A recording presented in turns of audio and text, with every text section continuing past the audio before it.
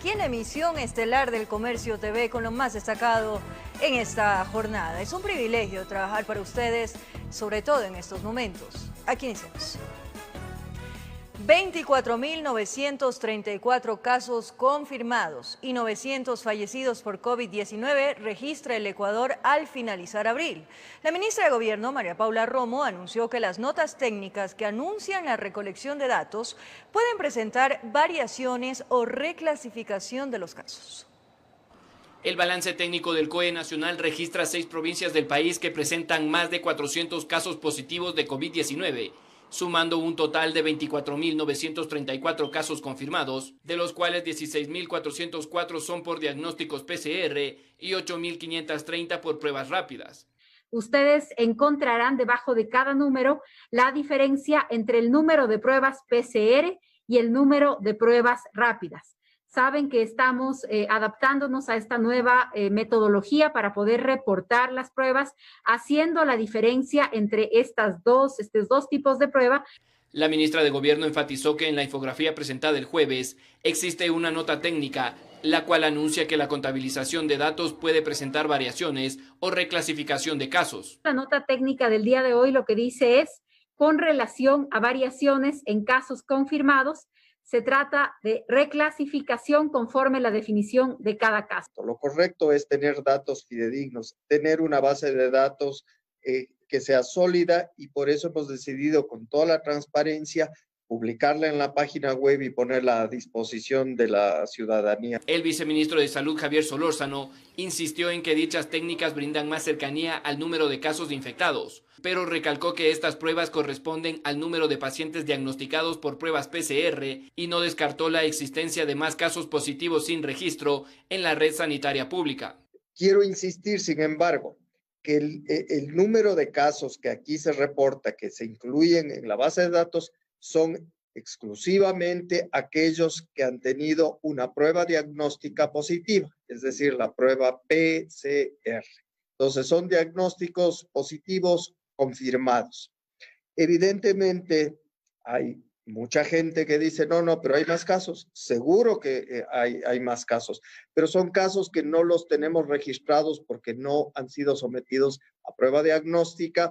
Los funcionarios recalcaron que con el paso de etapa a distanciamiento social, se mantienen las competencias del gobierno central en torno al sistema de salud, el orden público y el control de las medidas, y que los GAT municipales mantienen sus competencias locales, informó Mauricio Sánchez.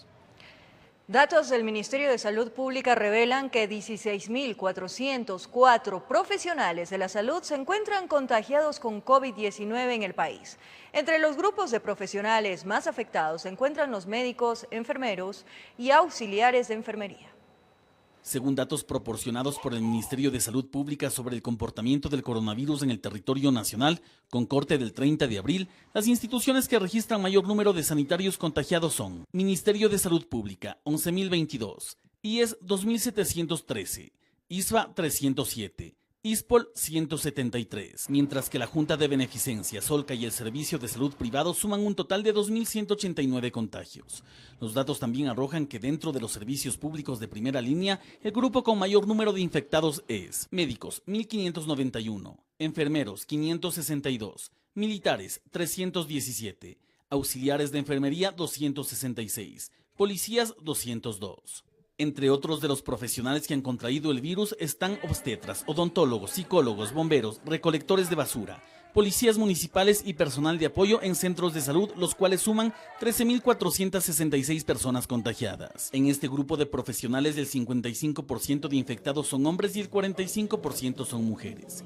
Se han tomado 52.006 muestras, de las cuales se han descartado cerca de 18.000 casos, y se informa que se han recuperado 1.558 personas. Con realización de Paola Castillo, informó Javier Rosero.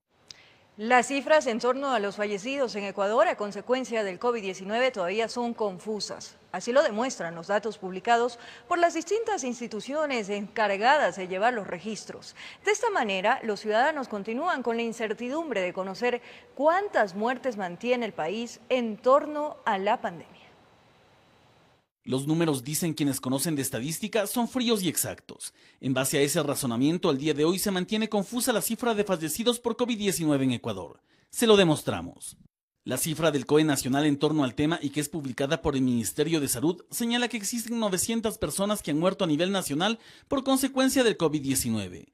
Adicional, hay otras 1.453 personas que están muertas por posible coronavirus. Hasta aquí lo comprendemos bien. Esto a nivel nacional, ni más ni menos. Sin embargo, existe una situación confusa cuando vamos al informe del Ministerio de Salud Pública, en donde desglosa la cifra de sanitarios y personal de primera línea que ha fallecido por la enfermedad.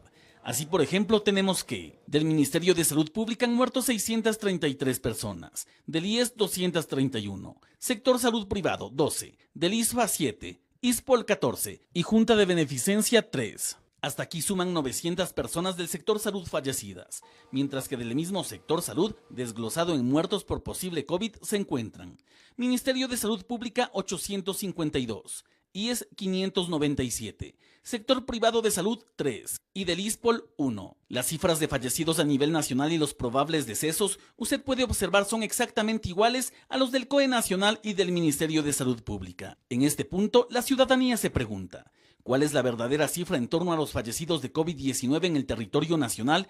Y ante esta similitud, ¿se entendería que el 100% de muertos pertenece al sector salud? Informó Javier Rosero. Con 1.420 casos, Pichincha es la segunda provincia con el más alto índice de contagios de COVID-19. En el Cantón Quito y sus parroquias se concentra el mayor número de reportes, según el informe del mes de abril. Quito es la segunda ciudad más afectada en Ecuador por el nuevo coronavirus COVID-19 y la primera en la provincia de Pichincha. A inicios del mes de abril, 458 casos se registraron en la capital. A mediados del mismo mes, las cifras aumentaron a 623 contagiados.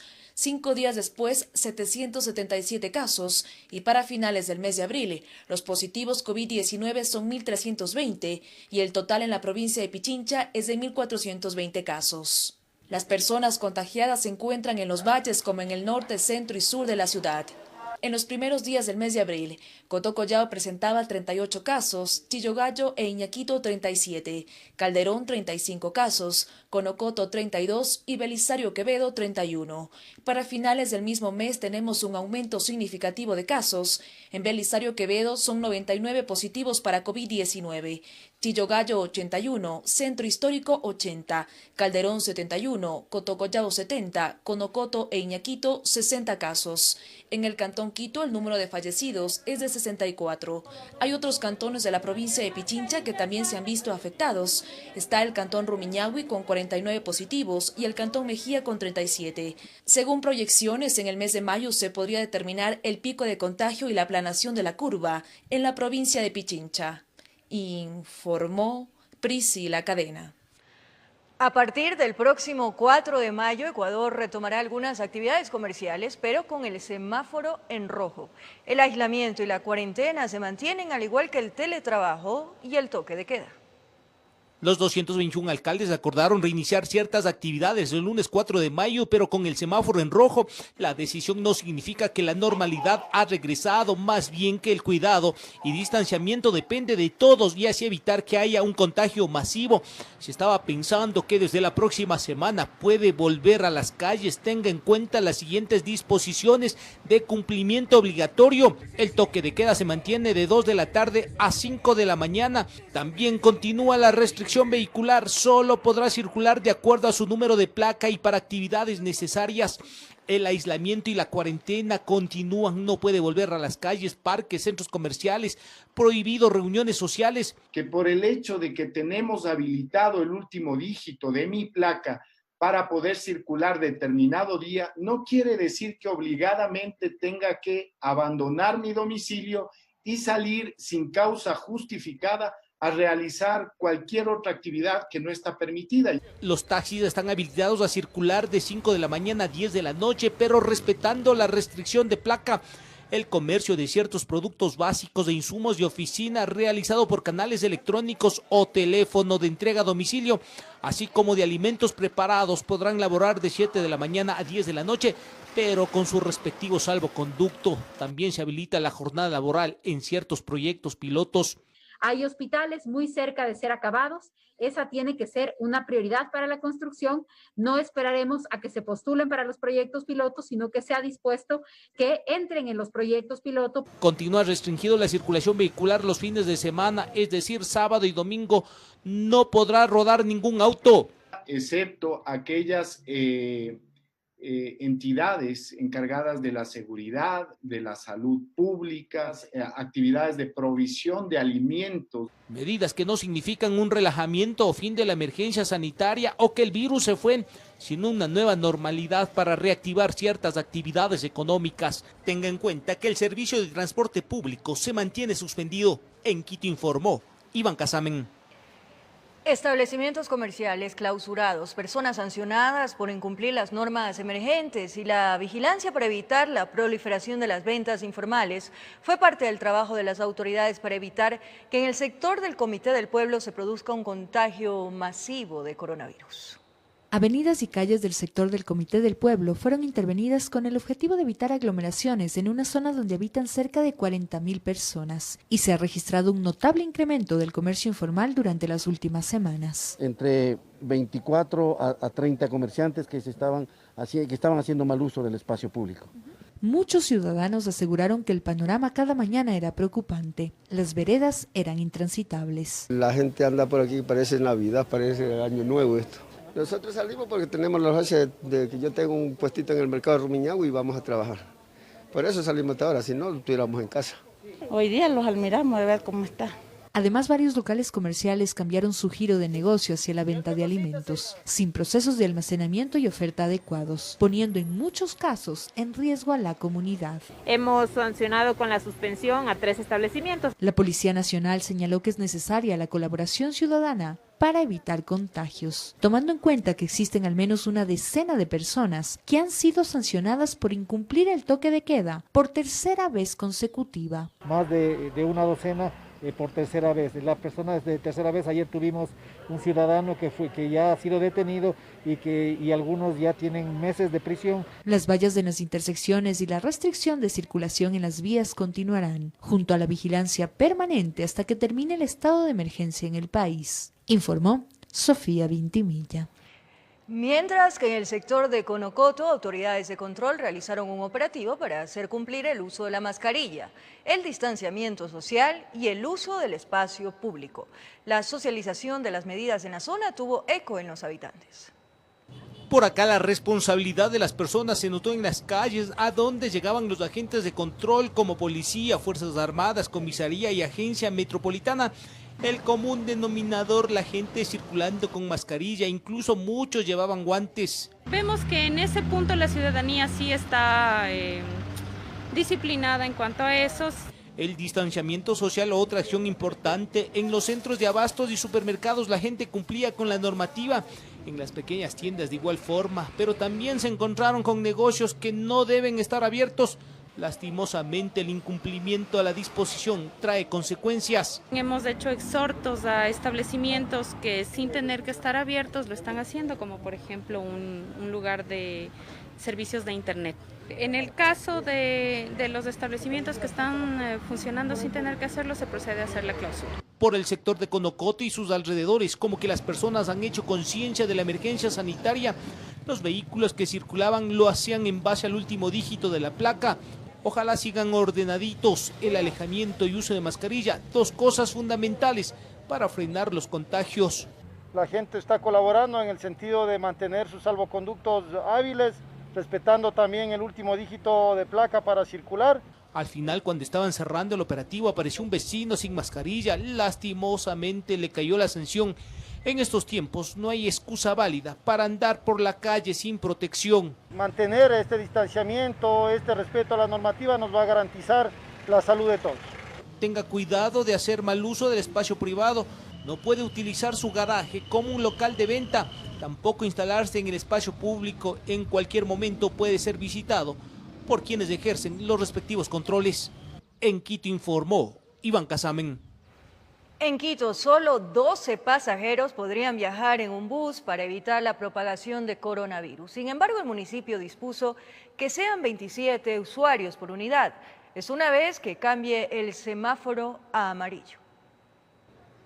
Evitar un rebrote de coronavirus en el momento en que la capital pueda retomar algunas de sus actividades productivas es el objetivo del municipio de Quito, por lo cual se dispuso que en primera instancia el transporte público deberá funcionar únicamente con el 30% de su capacidad. Es decir, que el número de pasajeros por viaje disminuirá, de 90, que era lo usual entre sentados y parados, a 27 usuarios. Sin embargo, en la práctica esta cifra será mucho menor. En un bus de 4 puertas serían 12 personas y en uno de 3, 11 personas. Esto midiendo las distancias que existen entre la nariz de un pasajero y la nuca de aquel que está sentado delante. Solo existen 50 centímetros. Y entre la nariz de una persona y quien está en la otra silla, apenas 40. Cuando la Organización Mundial de la Salud establece que por seguridad mínimo deben existir 2 metros de distancia. Es imposible cumplir el distanciamiento mínimo que emite la Organización Mundial de la Salud. En vista de la importante disminución de pasajeros por viaje, el gremio de conductores planteó 3 propuestas a fin de evitar la quiebra de las empresas que prestan este servicio.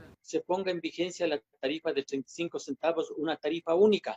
Entonces, nosotros estaríamos solicitando una compensación de $1,200.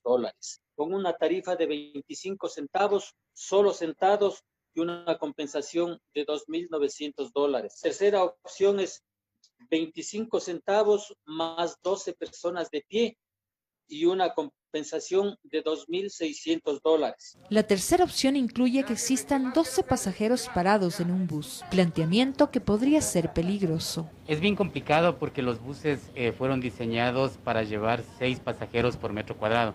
Esa es la norma INEN del Ecuador. Si bien el transporte público inició la adecuación de medidas de seguridad que protejan a todos, la colaboración ciudadana será fundamental. En las rutas emergentes en un principio tuvimos muchas dificultades porque evidentemente había gente que no era del sector de la salud y quería ocupar el servicio de transporte público. Hemos tenido casos de vidrios rotos porque muchos ciudadanos se han portado agresivos. Tomando en cuenta que por seguridad los pasajeros deberán sentarse pasando 2 filas y todos deben utilizar la silla que está junto a la ventana. Depende de nosotros ser respetuosos y respetar la distancia que está. Las propuestas de los transportistas aún son analizadas. La aspiración es tener una respuesta antes de terminado el mes de mayo, informó Sofía Vintimilla. Aquí en la emisión estelar del Comercio TV con lo más destacado en esta jornada. Es un privilegio trabajar para ustedes, sobre todo en estos momentos. Aquí iniciamos. 24.934 casos confirmados y 900 fallecidos por COVID-19 registra el Ecuador al finalizar abril. La ministra de Gobierno, María Paula Romo, anunció que las notas técnicas que anuncian la recolección de datos pueden presentar variaciones o reclasificación de los casos. El balance técnico del COE Nacional registra 6 provincias del país que presentan más de 400 casos positivos de COVID-19. Sumando un total de 24.934 casos confirmados, de los cuales 16.404 son por diagnósticos PCR y 8.530 por pruebas rápidas. Ustedes encontrarán debajo de cada número la diferencia entre el número de pruebas PCR y el número de pruebas rápidas. Saben que estamos adaptándonos a esta nueva metodología para poder reportar las pruebas, haciendo la diferencia entre estos dos tipos de prueba. La ministra de Gobierno enfatizó que en la infografía presentada el jueves existe una nota técnica, la cual anuncia que la contabilización de datos puede presentar variaciones o reclasificación de casos. La nota técnica del día de hoy lo que dice es, con relación a variaciones en casos confirmados, se trata de reclasificación conforme la definición de cada caso. Lo correcto es tener datos fidedignos, tener una base de datos que sea sólida y por eso hemos decidido con toda la transparencia publicarla en la página web y ponerla a disposición de la ciudadanía. El viceministro de Salud, Javier Solórzano, insistió en que dichas técnicas brindan más cercanía al número de casos de infectados, pero recalcó que estas pruebas corresponden al número de pacientes diagnosticados por pruebas PCR y no descartó la existencia de más casos positivos sin registro en la red sanitaria pública. Quiero insistir, sin embargo, que el número de casos que aquí se reporta, que se incluyen en la base de datos, son exclusivamente aquellos que han tenido una prueba diagnóstica positiva, es decir, la prueba PCR. Entonces, son diagnósticos positivos confirmados. Evidentemente, hay mucha gente que dice, no, pero hay más casos. Seguro que hay más casos, pero son casos que no los tenemos registrados porque no han sido sometidos a prueba diagnóstica. Los funcionarios recalcaron que con el paso de etapa a distanciamiento social, se mantienen las competencias del gobierno central en torno al sistema de salud, el orden público y el control de las medidas, y que los GAT municipales mantienen sus competencias locales, informó Mauricio Sánchez. Datos del Ministerio de Salud Pública revelan que 16.404 profesionales de la salud se encuentran contagiados con COVID-19 en el país. Entre los grupos de profesionales más afectados se encuentran los médicos, enfermeros y auxiliares de enfermería. Según datos proporcionados por el Ministerio de Salud Pública sobre el comportamiento del coronavirus en el territorio nacional, con corte del 30 de abril, las instituciones que registran mayor número de sanitarios contagiados son Ministerio de Salud Pública, 11.022, IES 2.713, ISVA 307, ISPOL 173, mientras que la Junta de Beneficencia, Solca y el Servicio de Salud Privado suman un total de 2.189 contagios. Los datos también arrojan que dentro de los servicios públicos de primera línea, el grupo con mayor número de infectados es médicos 1.591, enfermeros 562, militares 317, auxiliares de enfermería 266, policías 202. Entre otros de los profesionales que han contraído el virus están obstetras, odontólogos, psicólogos, bomberos, recolectores de basura, policías municipales y personal de apoyo en centros de salud, los cuales suman 13.466 personas contagiadas. En este grupo de profesionales, el 55% de infectados son hombres y el 45% son mujeres.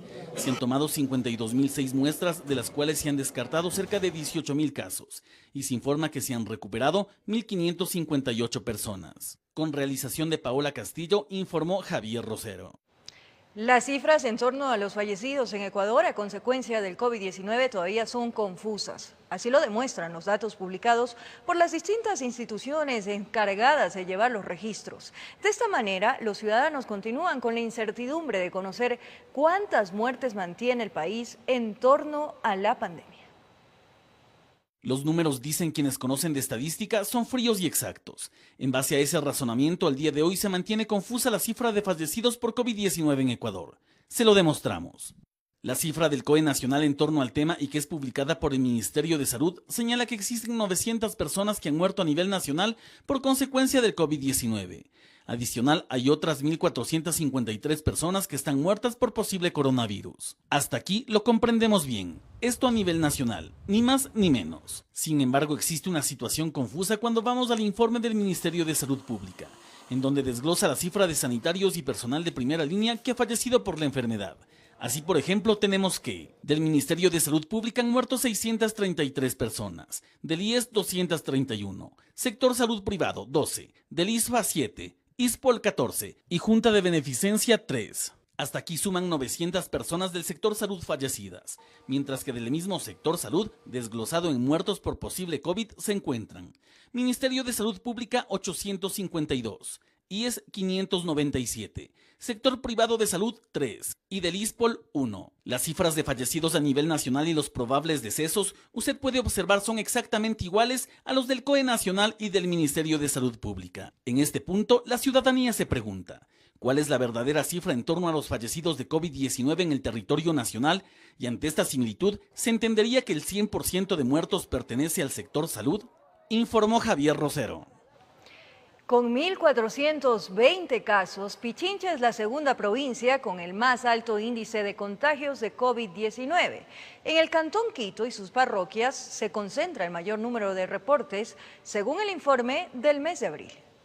Quito es la segunda ciudad más afectada en Ecuador por el nuevo coronavirus COVID-19 y la primera en la provincia de Pichincha. A inicios del mes de abril, 458 casos se registraron en la capital.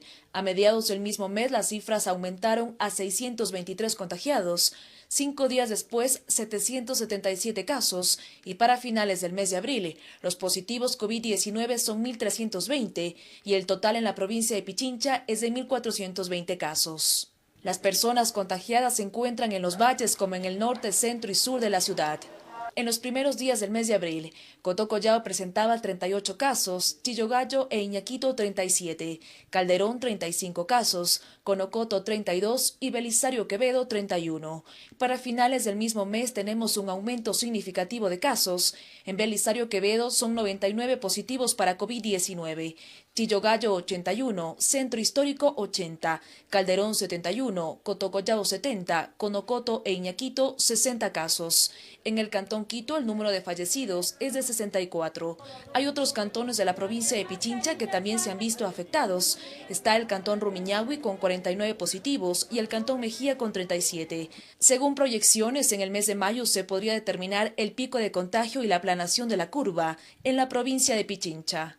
Informó Priscila Cadena. A partir del próximo 4 de mayo, Ecuador retomará algunas actividades comerciales, pero con el semáforo en rojo. El aislamiento y la cuarentena se mantienen, al igual que el teletrabajo y el toque de queda. Los 221 alcaldes acordaron reiniciar ciertas actividades el lunes 4 de mayo, pero con el semáforo en rojo. La decisión no significa que la normalidad ha regresado, más bien que el cuidado y distanciamiento depende de todos y así evitar que haya un contagio masivo. Se estaba pensando que desde la próxima semana puede volver a las calles. Tenga en cuenta las siguientes disposiciones de cumplimiento obligatorio. El toque de queda se mantiene de 2 de la tarde a 5 de la mañana. También continúa la restricción vehicular, solo podrá circular de acuerdo a su número de placa y para actividades necesarias. El aislamiento y la cuarentena continúan, no puede volver a las calles, parques, centros comerciales, prohibido reuniones sociales. Que por el hecho de que tenemos habilitado el último dígito de mi placa para poder circular determinado día, no quiere decir que obligadamente tenga que abandonar mi domicilio y salir sin causa justificada a realizar cualquier otra actividad que no está permitida. Los taxis están habilitados a circular de 5 de la mañana a 10 de la noche, pero respetando la restricción de placa. El comercio de ciertos productos básicos de insumos de oficina realizado por canales electrónicos o teléfono de entrega a domicilio, así como de alimentos preparados, podrán laborar de 7 de la mañana a 10 de la noche, pero con su respectivo salvoconducto. También se habilita la jornada laboral en ciertos proyectos pilotos. Hay hospitales muy cerca de ser acabados. Esa tiene que ser una prioridad para la construcción. No esperaremos a que se postulen para los proyectos pilotos, sino que sea dispuesto que entren en los proyectos piloto. Continúa restringido la circulación vehicular los fines de semana, es decir, sábado y domingo no podrá rodar ningún auto. Excepto aquellas entidades encargadas de la seguridad, de la salud pública, actividades de provisión de alimentos. Medidas que no significan un relajamiento o fin de la emergencia sanitaria o que el virus se fue, sino una nueva normalidad para reactivar ciertas actividades económicas. Tenga en cuenta que el servicio de transporte público se mantiene suspendido. En Quito informó Iván Casamen. Establecimientos comerciales clausurados, personas sancionadas por incumplir las normas emergentes y la vigilancia para evitar la proliferación de las ventas informales fue parte del trabajo de las autoridades para evitar que en el sector del Comité del Pueblo se produzca un contagio masivo de coronavirus. Avenidas y calles del sector del Comité del Pueblo fueron intervenidas con el objetivo de evitar aglomeraciones en una zona donde habitan cerca de 40.000 personas y se ha registrado un notable incremento del comercio informal durante las últimas semanas. Entre 24 a 30 comerciantes que estaban haciendo mal uso del espacio público. Muchos ciudadanos aseguraron que el panorama cada mañana era preocupante. Las veredas eran intransitables. La gente anda por aquí, parece Navidad, parece Año Nuevo esto. Nosotros salimos porque tenemos la noche de que yo tengo un puestito en el mercado de Rumiñahui y vamos a trabajar. Por eso salimos hasta ahora, si no, estuviéramos en casa. Hoy día los admiramos de ver cómo está.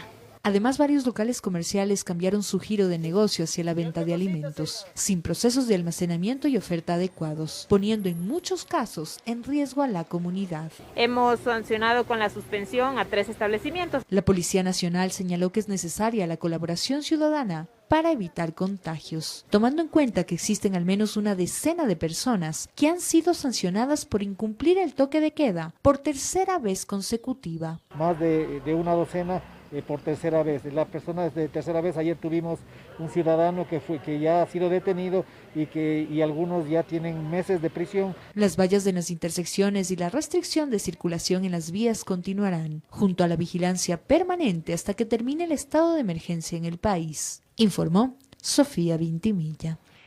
Mientras que en el sector de Conocoto, autoridades de control realizaron un operativo para hacer cumplir el uso de la mascarilla, el distanciamiento social y el uso del espacio público. La socialización de las medidas en la zona tuvo eco en los habitantes.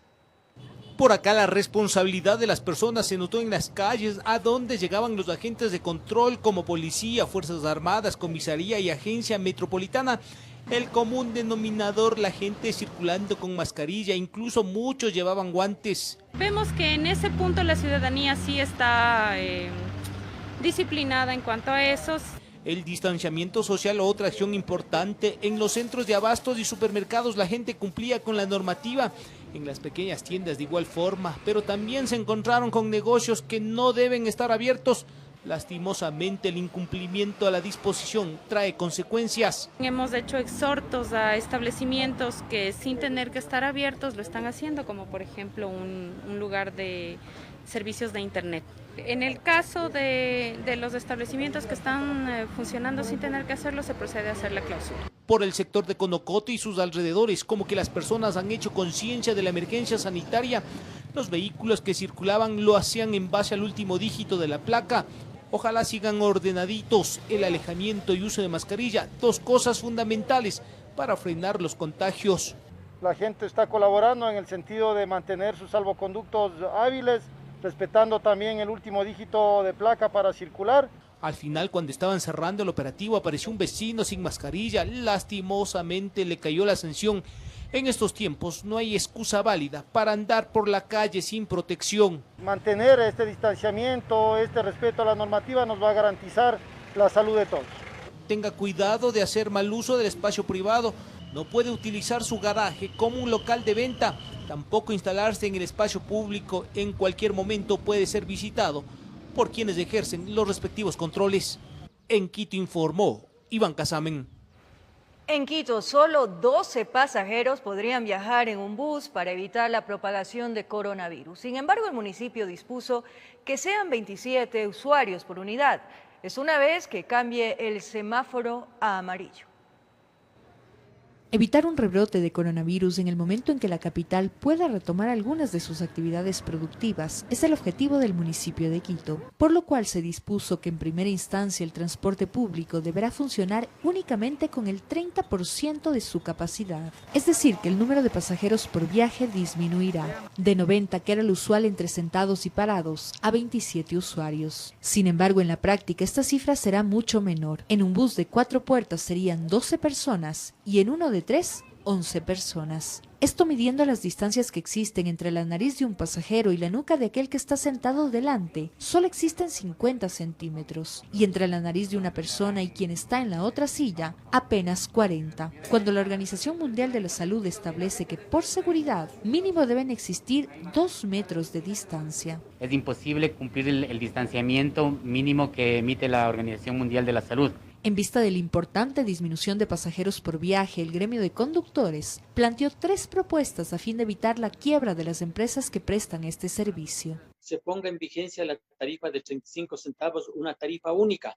Entonces, nosotros estaríamos solicitando una compensación de $1,200. Con una tarifa de 25 centavos, solo sentados, y una compensación de $2,900. Tercera opción es 25 centavos más 12 personas de pie y una compensación de $2,600. La tercera opción incluye que existan 12 pasajeros parados en un bus, planteamiento que podría ser peligroso. Es bien complicado porque los buses fueron diseñados para llevar 6 pasajeros por metro cuadrado. Esa es la norma INEN del Ecuador. Si bien el transporte público inició la adecuación de medidas de seguridad que protejan a todos, la colaboración ciudadana será fundamental. En las rutas emergentes en principio tuvimos muchas dificultades porque evidentemente había gente que no era del sector de la salud y quería ocupar el servicio de transporte público. Hemos tenido casos de vidrios rotos porque muchos ciudadanos se han portado agresivos. Tomando en cuenta que por seguridad los pasajeros deberán sentarse pasando 2 filas y todos deben utilizar la silla que está junto a la ventana. Depende de nosotros ser respetuosos y respetar la distancia que está. Las propuestas de los transportistas aún son analizadas. La aspiración es tener una respuesta antes de terminado el mes de mayo, informó Sofía Vintimilla. Aquí en la emisión estelar del Comercio TV con lo más destacado en esta jornada. Es un privilegio trabajar para ustedes, sobre todo en estos momentos. Aquí iniciamos. 24.934 casos confirmados y 900 fallecidos por COVID-19 registra el Ecuador al finalizar abril. La ministra de Gobierno, María Paula Romo, anunció que las notas técnicas que anuncian la recolección de datos pueden presentar variaciones o reclasificación de los casos. El balance técnico del COE Nacional registra 6 provincias del país que presentan más de 400 casos positivos de COVID-19. Sumando un total de 24.934 casos confirmados, de los cuales 16.404 son por diagnósticos PCR y 8.530 por pruebas rápidas. Ustedes encontrarán debajo de cada número la diferencia entre el número de pruebas PCR y el número de pruebas rápidas.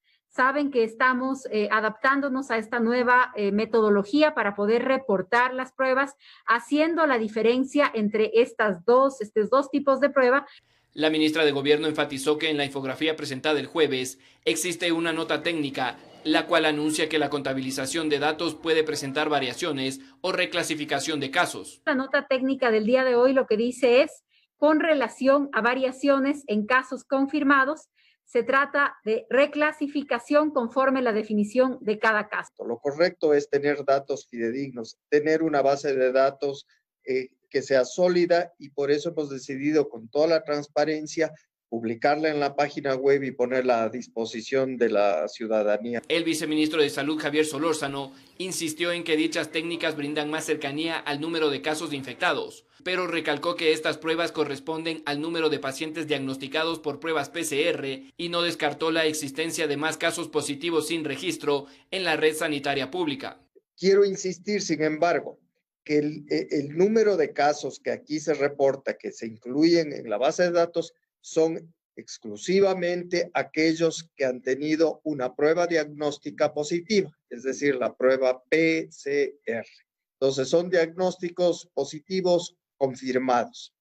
Evidentemente, hay mucha gente que dice, no, pero hay más casos. Seguro que hay más casos, pero son casos que no los tenemos registrados porque no han sido sometidos a prueba diagnóstica. Los funcionarios recalcaron que con el paso de etapa a distanciamiento social, se mantienen las competencias del gobierno central en torno al sistema de salud, el orden público y el control de las medidas, y que los GAT municipales mantienen sus competencias locales, informó Mauricio Sánchez. Datos del Ministerio de Salud Pública revelan que 16.404 profesionales de la salud se encuentran contagiados con COVID-19 en el país. Entre los grupos de profesionales más afectados se encuentran los médicos, enfermeros y auxiliares de enfermería. Según datos proporcionados por el Ministerio de Salud Pública sobre el comportamiento del coronavirus en el territorio nacional, con corte del 30 de abril, las instituciones que registran mayor número de sanitarios contagiados son Ministerio de Salud Pública, 11.022, IES 2.713, ISFA 307, ISPOL 173, mientras que la Junta de Beneficencia, Solca y el Servicio de Salud Privado suman un total de 2.189 contagios. Los datos también arrojan que dentro de los servicios públicos de primera línea, el grupo con mayor número de infectados es médicos 1.591, enfermeros 562, militares 317, auxiliares de enfermería 266, policías 202. Entre otros de los profesionales que han contraído el virus están obstetras, odontólogos, psicólogos, bomberos, recolectores de basura, policías municipales y personal de apoyo en centros de salud, los cuales suman 13.466 personas contagiadas. En este grupo de profesionales, el 55% de infectados son hombres y el 45% son mujeres. Se han tomado 52.006 muestras, de las cuales se han descartado cerca de 18.000 casos, y se informa que se han recuperado 1.558 personas. Con realización de Paola Castillo, informó Javier Rosero. Las cifras en torno a los fallecidos en Ecuador a consecuencia del COVID-19 todavía son confusas. Así lo demuestran los datos publicados por las distintas instituciones encargadas de llevar los registros. De esta manera, los ciudadanos continúan con la incertidumbre de conocer cuántas muertes mantiene el país en torno a la pandemia. Los números, dicen quienes conocen de estadística, son fríos y exactos. En base a ese razonamiento, al día de hoy se mantiene confusa la cifra de fallecidos por COVID-19 en Ecuador. Se lo demostramos. La cifra del COE nacional en torno al tema y que es publicada por el Ministerio de Salud señala que existen 900 personas que han muerto a nivel nacional por consecuencia del COVID-19. Adicional, hay otras 1.453 personas que están muertas por posible coronavirus. Hasta aquí lo comprendemos bien. Esto a nivel nacional, ni más ni menos. Sin embargo, existe una situación confusa cuando vamos al informe del Ministerio de Salud Pública, en donde desglosa la cifra de sanitarios y personal de primera línea que ha fallecido por la enfermedad. Así, por ejemplo, tenemos que del Ministerio de Salud Pública han muerto 633 personas, del IES 231, sector salud privado 12, del ISFA 7, ISPOL 14 y Junta de Beneficencia 3. Hasta aquí suman 900 personas del sector salud fallecidas, mientras que del mismo sector salud, desglosado en muertos por posible COVID, se encuentran Ministerio de Salud Pública 852, IES 597, sector privado de salud 3 y del ISPOL 1. Las cifras de fallecidos a nivel nacional y los probables decesos, usted puede observar, son exactamente iguales a los del COE nacional y del Ministerio de Salud Pública. En este punto, la ciudadanía se pregunta, ¿cuál es la verdadera cifra en torno a los fallecidos de COVID-19 en el territorio nacional? Y ante esta similitud, ¿se entendería que el 100% de muertos pertenece al sector salud? Informó Javier Rosero. Con 1.420 casos, Pichincha es la segunda provincia con el más alto índice de contagios de COVID-19. En el Cantón Quito y sus parroquias se concentra el mayor número de reportes, según el informe del mes de abril. Quito es la segunda ciudad más afectada en Ecuador por el nuevo coronavirus COVID-19 y la primera en la provincia de Pichincha. A inicios del mes de abril, 458 casos se registraron en la capital. A mediados del mismo mes, las cifras aumentaron a 623 contagiados. 5 días después, 777 casos. Y para finales del mes de abril, los positivos COVID-19 son 1.320 y el total en la provincia de Pichincha es de 1.420 casos. Las personas contagiadas se encuentran en los valles como en el norte, centro y sur de la ciudad. En los primeros días del mes de abril, Cotocollao presentaba 38 casos, Chillogallo e Iñaquito 37, Calderón 35 casos, Conocoto 32 y Belisario Quevedo 31. Para finales del mismo mes tenemos un aumento significativo de casos. En Belisario Quevedo son 99 positivos para COVID-19. Chillogallo 81, Centro Histórico 80, Calderón 71, Cotocollao 70, Conocoto e Iñaquito 60 casos. En el Cantón Quito el número de fallecidos es de 64. Hay otros cantones de la provincia de Pichincha que también se han visto afectados. Está el Cantón Rumiñahui con 49 positivos y el Cantón Mejía con 37. Según proyecciones, en el mes de mayo se podría determinar el pico de contagio y la aplanación de la curva en la provincia de Pichincha.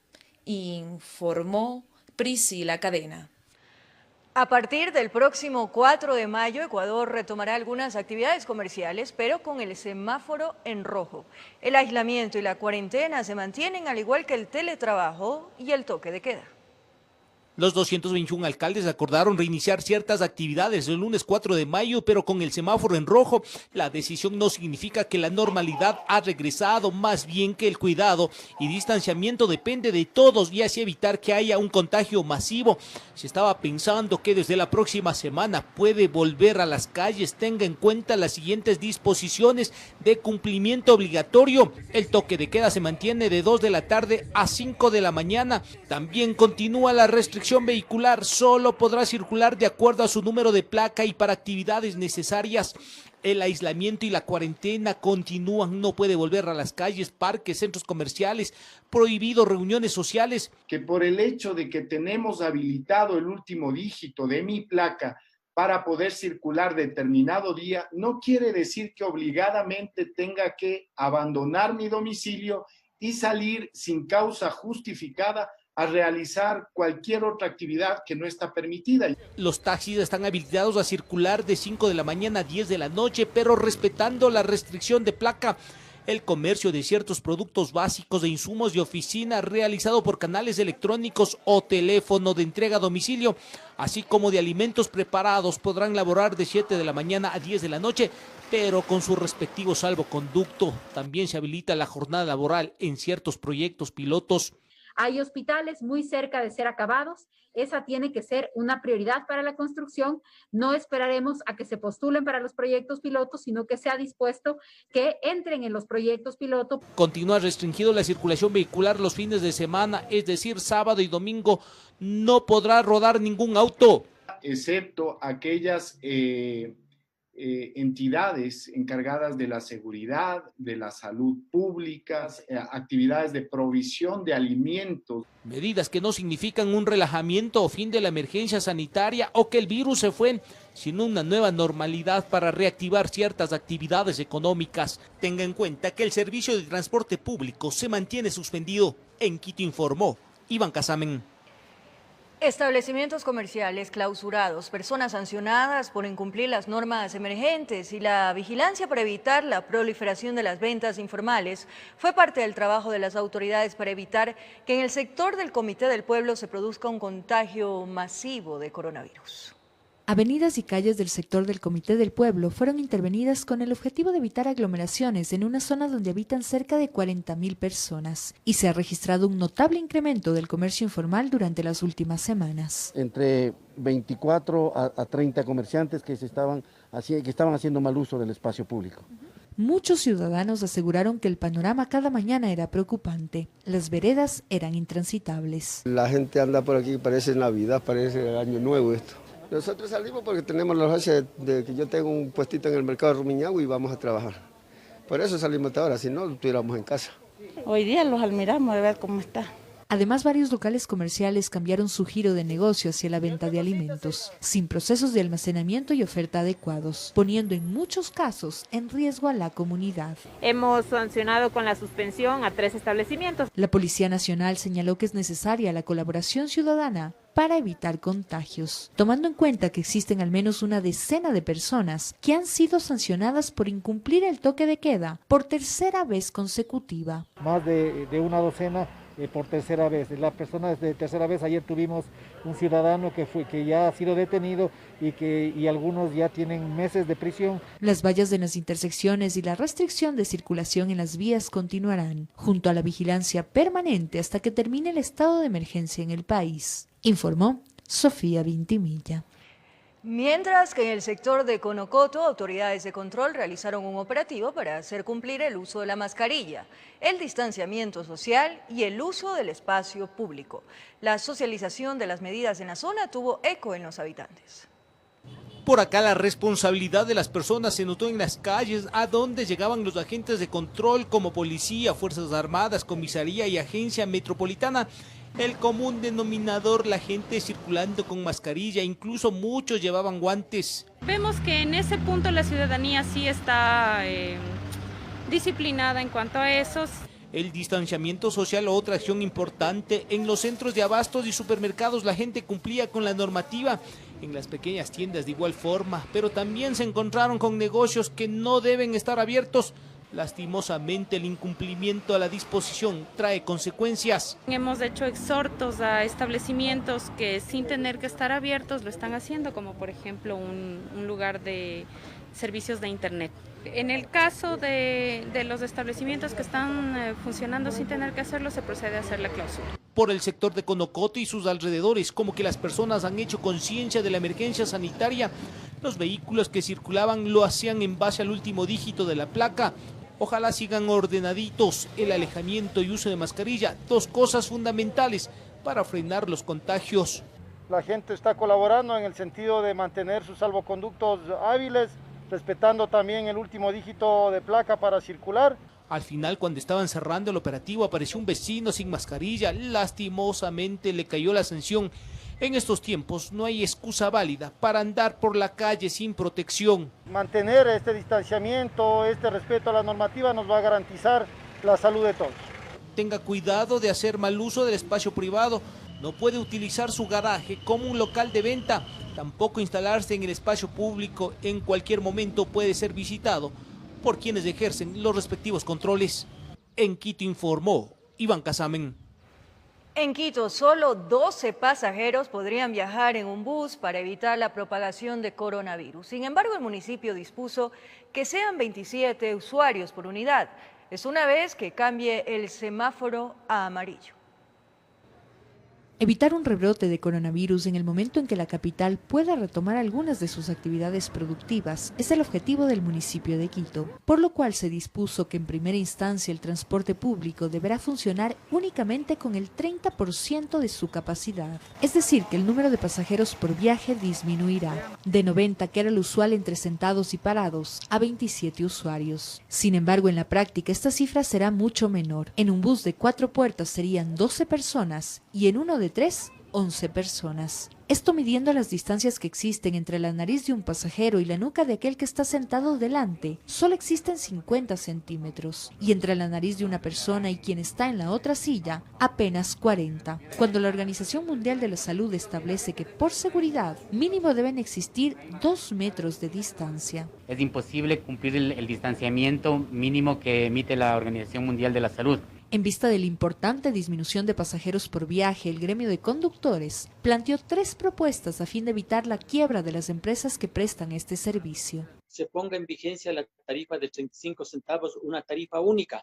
Entonces, nosotros estaríamos solicitando una compensación de $1,200. Con una tarifa de 25 centavos, solo sentados, y una compensación de $2,900. Tercera opción es 25 centavos más 12 personas de pie y una compensación de $2,600. La tercera opción incluye que existan 12 pasajeros parados en un bus, planteamiento que podría ser peligroso. Es bien complicado porque los buses fueron diseñados para llevar 6 pasajeros por metro cuadrado.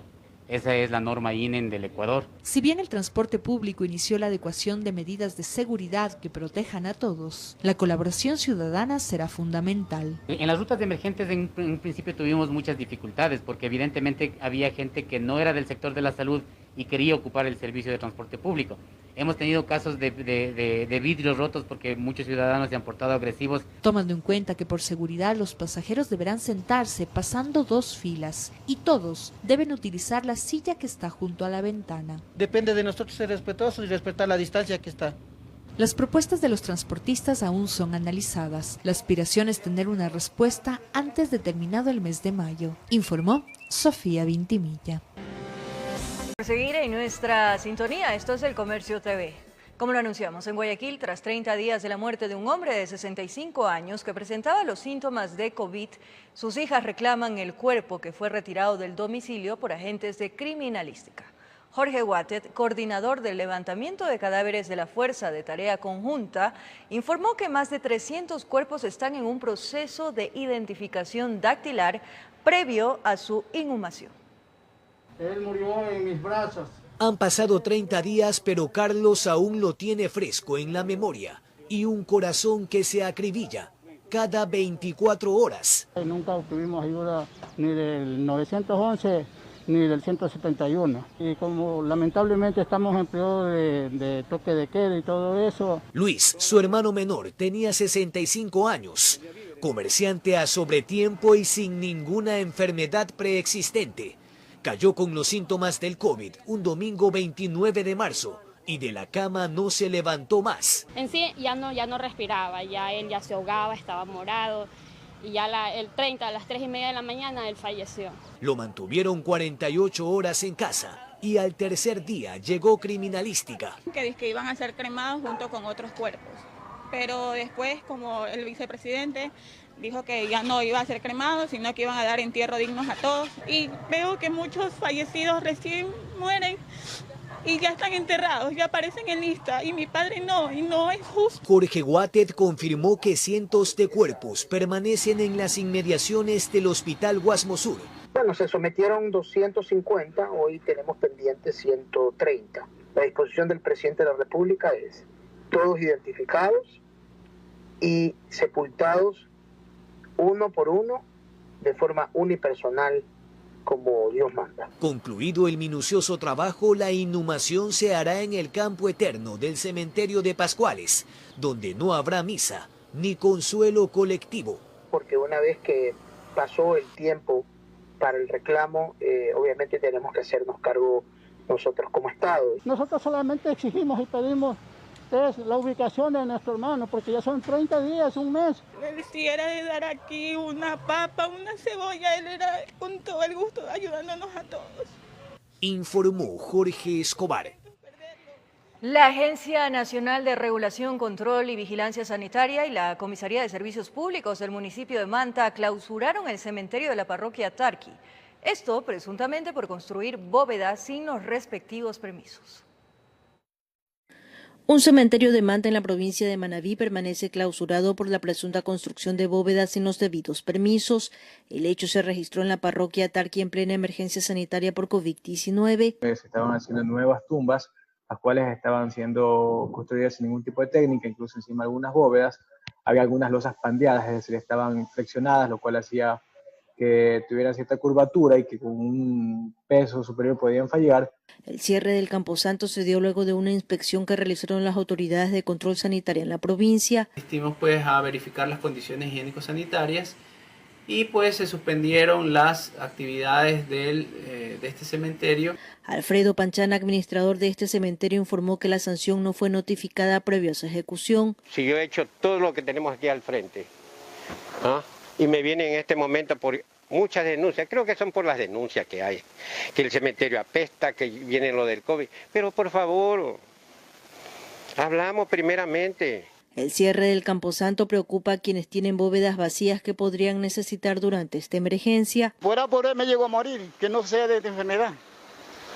Ya lo que me da la respuesta a ella, tendrá el que hice a enterrarlo por allá porque esto está clausurado. Hasta ahora en Manta se contabilizan, según el Ministerio de Salud, la muerte de 25 personas por COVID-19, cuyos restos son sepultados en el cementerio recién construido por el municipio en el sector de San Juan de Manta. Los 46 hay algunos que son de COVID, otros que han sido otras enfermedades, porque el cementerio es un cementerio para la gente que no tiene cómo pagar un cementerio privado. Con cámaras de Eduardo García desde la provincia de Manabí, informó Wendy Delgado.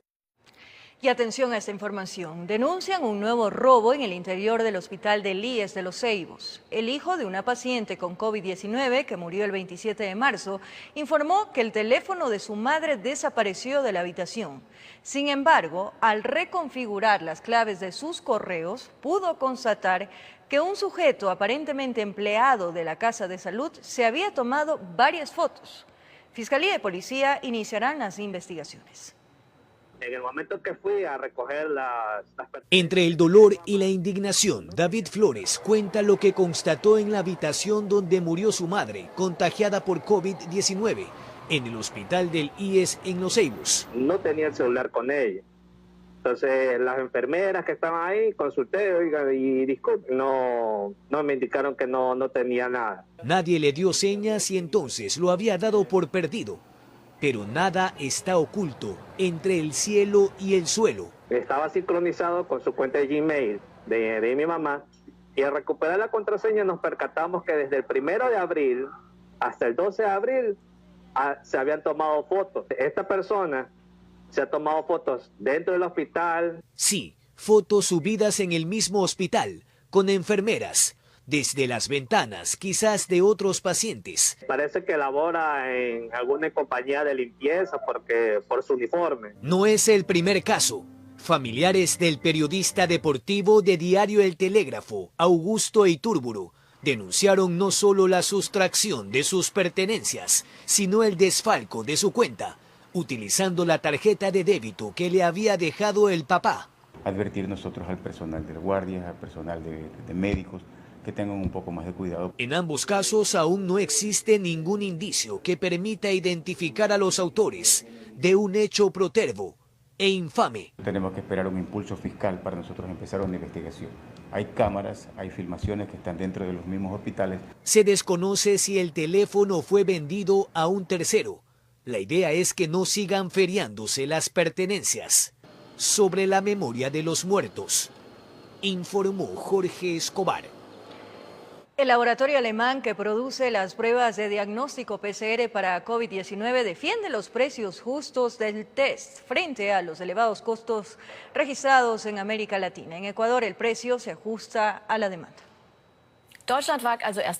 En diálogo con la televisora estatal alemana DW, el bioquímico Olfer Land, uno de los pioneros en el desarrollo del protocolo del testeo del nuevo coronavirus, explicó que el costo de la prueba PCR que realizan es bajo a comparación del precio que se da en el mercado. Con todo el material necesario asciende a unos 6 euros, incluyendo el costo del laboratorio no debería costar más de 10 euros.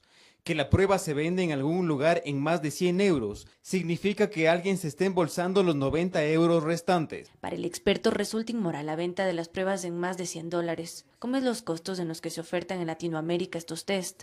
Incluso en México, las pruebas podrían llegar a los $300.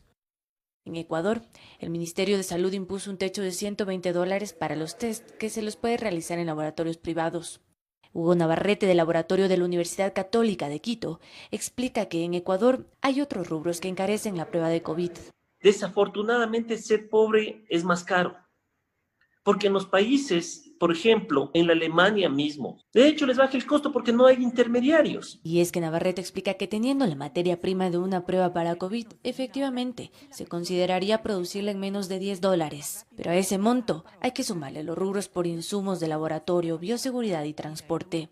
Entonces, si usted le ve el costo como tal de una prueba, está alrededor de los $70-75. Hay laboratorios que cobran 80, hay laboratorios que cobran 90, hay laboratorios que cobran 100. Es por eso que Navarrete concluye que esta pandemia debe dejarle al país la gran lección para que invierta en investigación. Para no depender de tecnología de terceros. Ahorita, ¿qué es lo que estamos haciendo? Es pagándoles a los otros lo que invirtieron para que nos vendan la tecnología.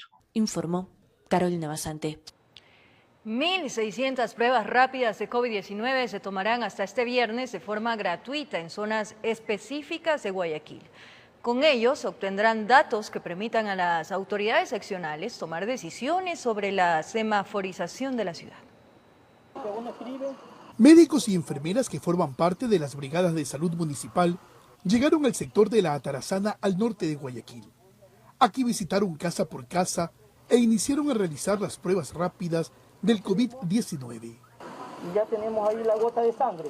Esta señora, quien se sometió a la prueba, asegura haber tomado todas las precauciones para no infectarse, ni infectar a su familia. Es mucho mejor porque así podemos estar prevenidos, ¿no? Podemos no tener síntomas y estar contagiados y así contagiamos a las demás personas. Una vez que era tomada la muestra, se tiene que esperar 15 minutos para poder conocer el resultado. En la cual el cassette, como podrán ver, está pintado en AC, que es un control. La paciente no tiene coronavirus, no está reactiva.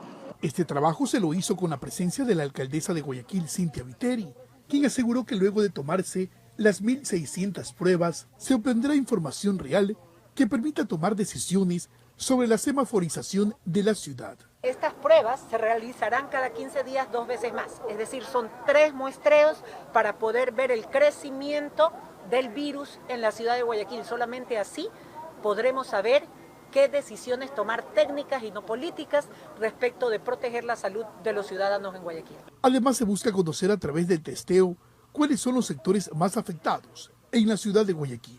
Es fundamental que si un equipo médico debidamente identificado toca su puerta, les brinden todas las colaboraciones que necesitan para entre hoy y mañana poder tener esa muestra para a partir del día lunes tomar las mejores decisiones. Además llenan una ficha de los pacientes o parientes que hay dentro de la casa, si tienen o no tienen síntomas, y luego esa información se va a tamizar a través de la mesa técnica con el doctor Washington Alemán, y el lunes nos reuniremos como COE a ver los resultados de estas 1.600 muestras iniciales. Las pruebas se las realiza de forma gratuita, informó Carlos Julio Gurumendi. En Ecuador todavía no se registran los nuevos síntomas del COVID-19 en niños, como estaría ocurriendo en Inglaterra y España. Sin embargo, a la Sociedad Ecuatoriana de Pediatría le preocupan los posibles rebrotes de la enfermedad como sarampión y tosferina, mismas que son más mortales que el coronavirus. Inflamación cardíaca y síntomas gastrointestinales como vómito y diarrea se habrían presentado en niños a nivel internacional, que podrían ser atribuidos al COVID-19, de acuerdo a expertos.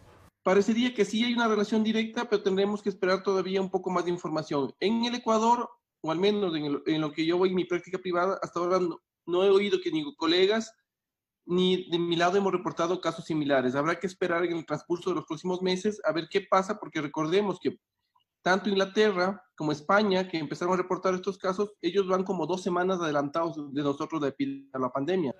Fernando Aguinaga, el presidente de la Sociedad Ecuatoriana de Pediatría, prefiere ser prudente porque este cuadro médico es similar al de la enfermedad de Kawasaki. Que un virus hace que reaccione fuertemente el organismo e inflamándole al corazón, y especialmente a las arterias coronarias de los niños, haciendo que éstas se dilaten y presentando dolores articulares, fiebres extremadamente altas y un rash en el cuerpo que presenta por varios días.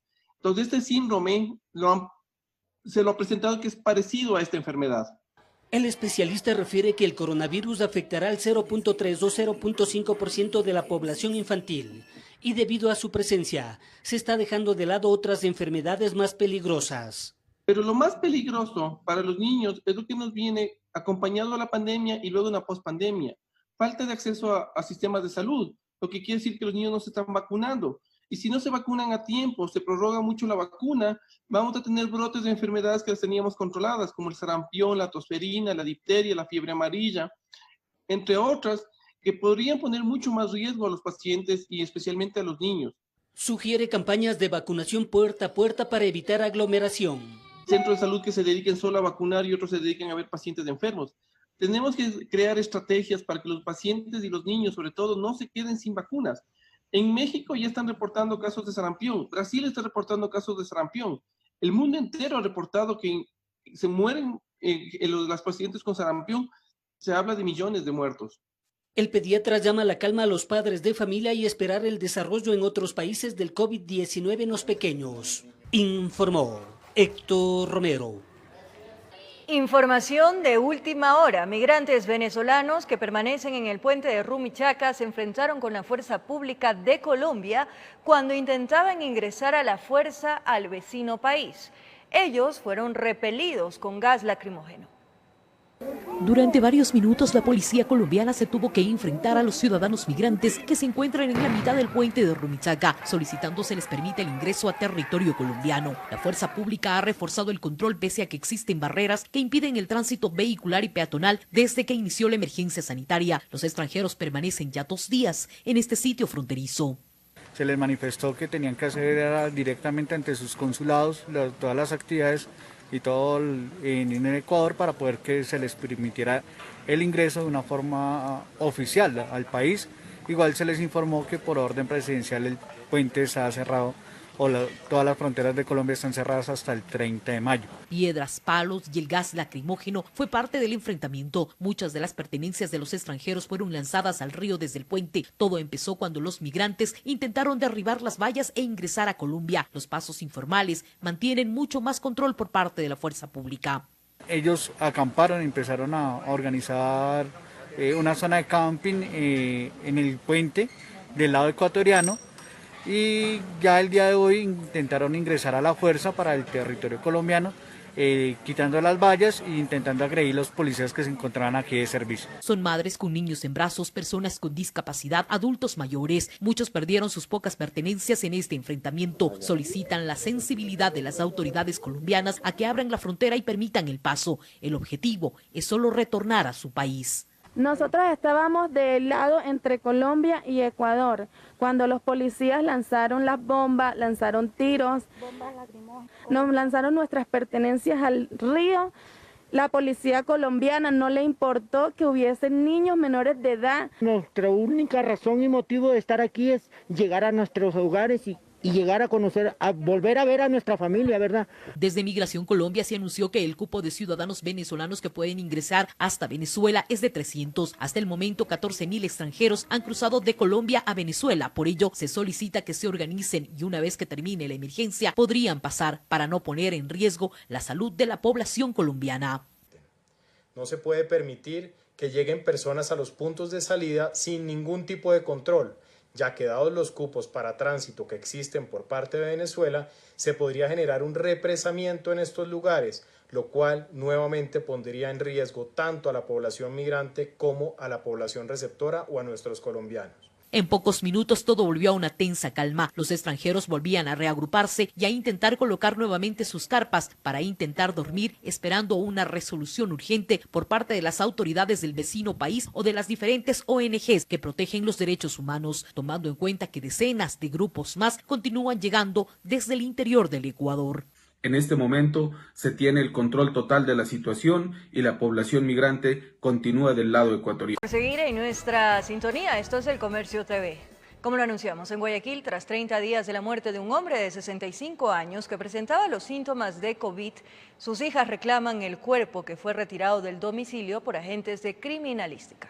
Jorge Watet, coordinador del levantamiento de cadáveres de la Fuerza de Tarea Conjunta, informó que más de 300 cuerpos están en un proceso de identificación dactilar previo a su inhumación. Él murió en mis brazos. Han pasado 30 días, pero Carlos aún lo tiene fresco en la memoria y un corazón que se acribilla cada 24 horas. Nunca obtuvimos ayuda ni del 911 ni del 171. Y como lamentablemente estamos en periodo de toque de queda y todo eso. Luis, su hermano menor, tenía 65 años, comerciante a sobretiempo y sin ninguna enfermedad preexistente. Cayó con los síntomas del COVID un domingo 29 de marzo y de la cama no se levantó más. En sí ya no respiraba, ya él ya se ahogaba, estaba morado. Y ya el 30 a las 3:30 de la mañana él falleció.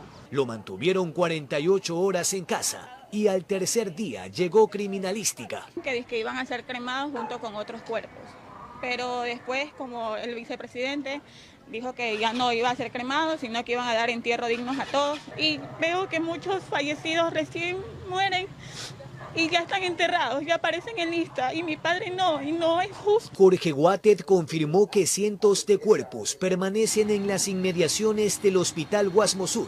Bueno, se sometieron 250, hoy tenemos pendientes 130. La disposición del presidente de la República es todos identificados y sepultados uno por uno de forma unipersonal, como Dios manda. Concluido el minucioso trabajo, la inhumación se hará en el campo eterno del cementerio de Pascuales, donde no habrá misa ni consuelo colectivo. Porque una vez que pasó el tiempo para el reclamo, obviamente tenemos que hacernos cargo nosotros como Estado. Nosotros solamente exigimos y pedimos la ubicación de nuestro hermano, porque ya son 30 días, un mes. Si era de dar aquí una papa, una cebolla, él era con todo el gusto ayudándonos a todos. Informó Jorge Escobar. La Agencia Nacional de Regulación, Control y Vigilancia Sanitaria y la Comisaría de Servicios Públicos del municipio de Manta clausuraron el cementerio de la parroquia Tarqui. Esto presuntamente por construir bóvedas sin los respectivos permisos. Un cementerio de Manta en la provincia de Manabí permanece clausurado por la presunta construcción de bóvedas sin los debidos permisos. El hecho se registró en la parroquia Tarqui en plena emergencia sanitaria por COVID-19. Se estaban haciendo nuevas tumbas, las cuales estaban siendo construidas sin ningún tipo de técnica, incluso encima de algunas bóvedas. Había algunas losas pandeadas, es decir, estaban flexionadas, lo cual hacía que tuvieran cierta curvatura y que con un peso superior podían fallar. El cierre del Camposanto se dio luego de una inspección que realizaron las autoridades de control sanitario en la provincia. Asistimos pues a verificar las condiciones higiénico-sanitarias y pues se suspendieron las actividades de este cementerio.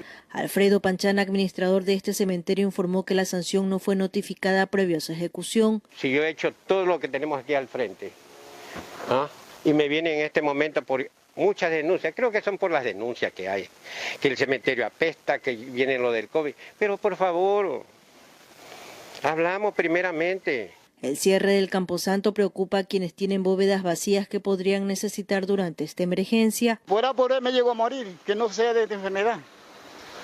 Ya lo que me da la respuesta a ella, tendrá el que hice a enterrarlo por allá, porque esto está clausurado. Hasta ahora en Manta se contabilizan, según el Ministerio de Salud, la muerte de 25 personas por COVID-19, cuyos restos son sepultados en el cementerio recién construido por el municipio en el sector de San Juan de Manta. Los 46, hay algunos que son de COVID, otros que han sido otras enfermedades, porque el cementerio es un cementerio para la gente que no tiene cómo pagar un cementerio privado. Con cámaras de Eduardo García desde la provincia de Manabí, informó Wendy Delgado. Y atención a esta información. Denuncian un nuevo robo en el interior del hospital del IES de Los Ceibos. El hijo de una paciente con COVID-19 que murió el 27 de marzo informó que el teléfono de su madre desapareció de la habitación. Sin embargo, al reconfigurar las claves de sus correos, pudo constatar que un sujeto aparentemente empleado de la Casa de Salud se había tomado varias fotos. Fiscalía y policía iniciarán las investigaciones. En el momento que fui a recoger las... Entre el dolor y la indignación, David Flores cuenta lo que constató en la habitación donde murió su madre, contagiada por COVID-19, en el hospital del IES en Los Ceibos. No tenía el celular con ella. Entonces, las enfermeras que estaban ahí, consulté, oiga, y disculpe, no me indicaron que no tenía nada. Nadie le dio señas y entonces lo había dado por perdido. Pero nada está oculto entre el cielo y el suelo. Estaba sincronizado con su cuenta de Gmail de mi mamá y al recuperar la contraseña nos percatamos que desde el 1 de abril hasta el 12 de abril se habían tomado fotos. Esta persona se ha tomado fotos dentro del hospital. Sí, fotos subidas en el mismo hospital, con enfermeras. Desde las ventanas, quizás de otros pacientes. Parece que labora en alguna compañía de limpieza por su uniforme. No es el primer caso. Familiares del periodista deportivo de Diario El Telégrafo, Augusto Iturburu, denunciaron no solo la sustracción de sus pertenencias, sino el desfalco de su cuenta, utilizando la tarjeta de débito que le había dejado el papá. Advertir nosotros al personal de guardias, al personal de médicos, que tengan un poco más de cuidado. En ambos casos aún no existe ningún indicio que permita identificar a los autores de un hecho protervo e infame. Tenemos que esperar un impulso fiscal para nosotros empezar una investigación. Hay cámaras, hay filmaciones que están dentro de los mismos hospitales. Se desconoce si el teléfono fue vendido a un tercero. La idea es que no sigan feriándose las pertenencias. Sobre la memoria de los muertos, informó Jorge Escobar. El laboratorio alemán que produce las pruebas de diagnóstico PCR para COVID-19 defiende los precios justos del test frente a los elevados costos registrados en América Latina. En Ecuador el precio se ajusta a la demanda. En diálogo con la televisora estatal alemana DW, el bioquímico Olfer Land, uno de los pioneros en el desarrollo del protocolo del testeo del nuevo coronavirus, explicó que el costo de la prueba PCR que realizan es bajo a comparación del precio que se da en el mercado. Con todo el material necesario asciende a unos 6 euros, incluyendo el costo del laboratorio no debería costar más de 10 euros. Que la prueba se vende en algún lugar en más de 100 euros, significa que alguien se está embolsando los 90 euros restantes. Para el experto resulta inmoral la venta de las pruebas en más de $100, como es los costos en los que se ofertan en Latinoamérica estos test. Incluso en México, las pruebas podrían llegar a los $300. En Ecuador, el Ministerio de Salud impuso un techo de $120 para los test que se los puede realizar en laboratorios privados.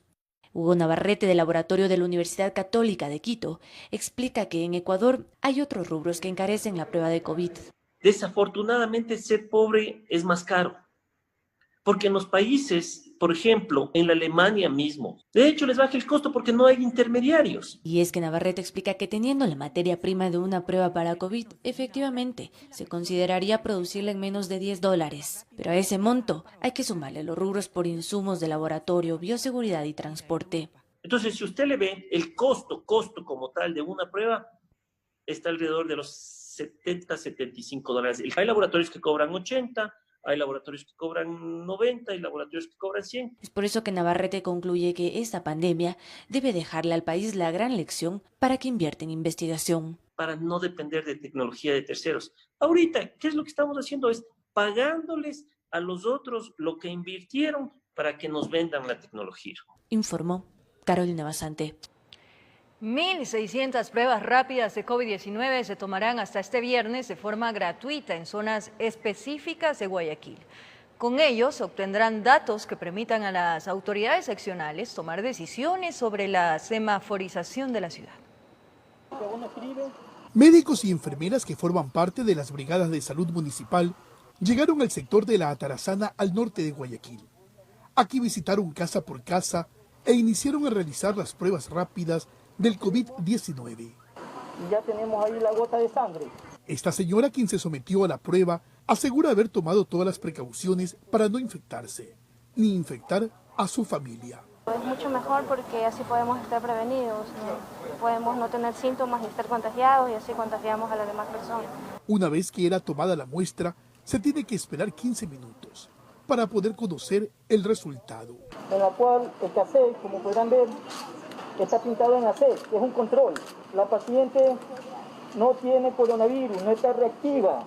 Este trabajo se lo hizo con la presencia de la alcaldesa de Guayaquil, Cintia Viteri, quien aseguró que luego de tomarse las 1.600 pruebas, se obtendrá información real que permita tomar decisiones sobre la semaforización de la ciudad. Estas pruebas se realizarán cada 15 días 2 veces más, es decir, son 3 muestreos para poder ver el crecimiento del virus en la ciudad de Guayaquil. Solamente así podremos saber qué decisiones tomar técnicas y no políticas respecto de proteger la salud de los ciudadanos en Guayaquil. Además, se busca conocer a través del testeo cuáles son los sectores más afectados en la ciudad de Guayaquil. Es fundamental que si un equipo médico debidamente identificado toca su puerta, les brinden todas las colaboraciones que necesitan para entre hoy y mañana poder tener esa muestra para a partir del día lunes tomar las mejores decisiones. Además llenan una ficha de los pacientes o parientes que hay dentro de la casa, si tienen o no tienen síntomas,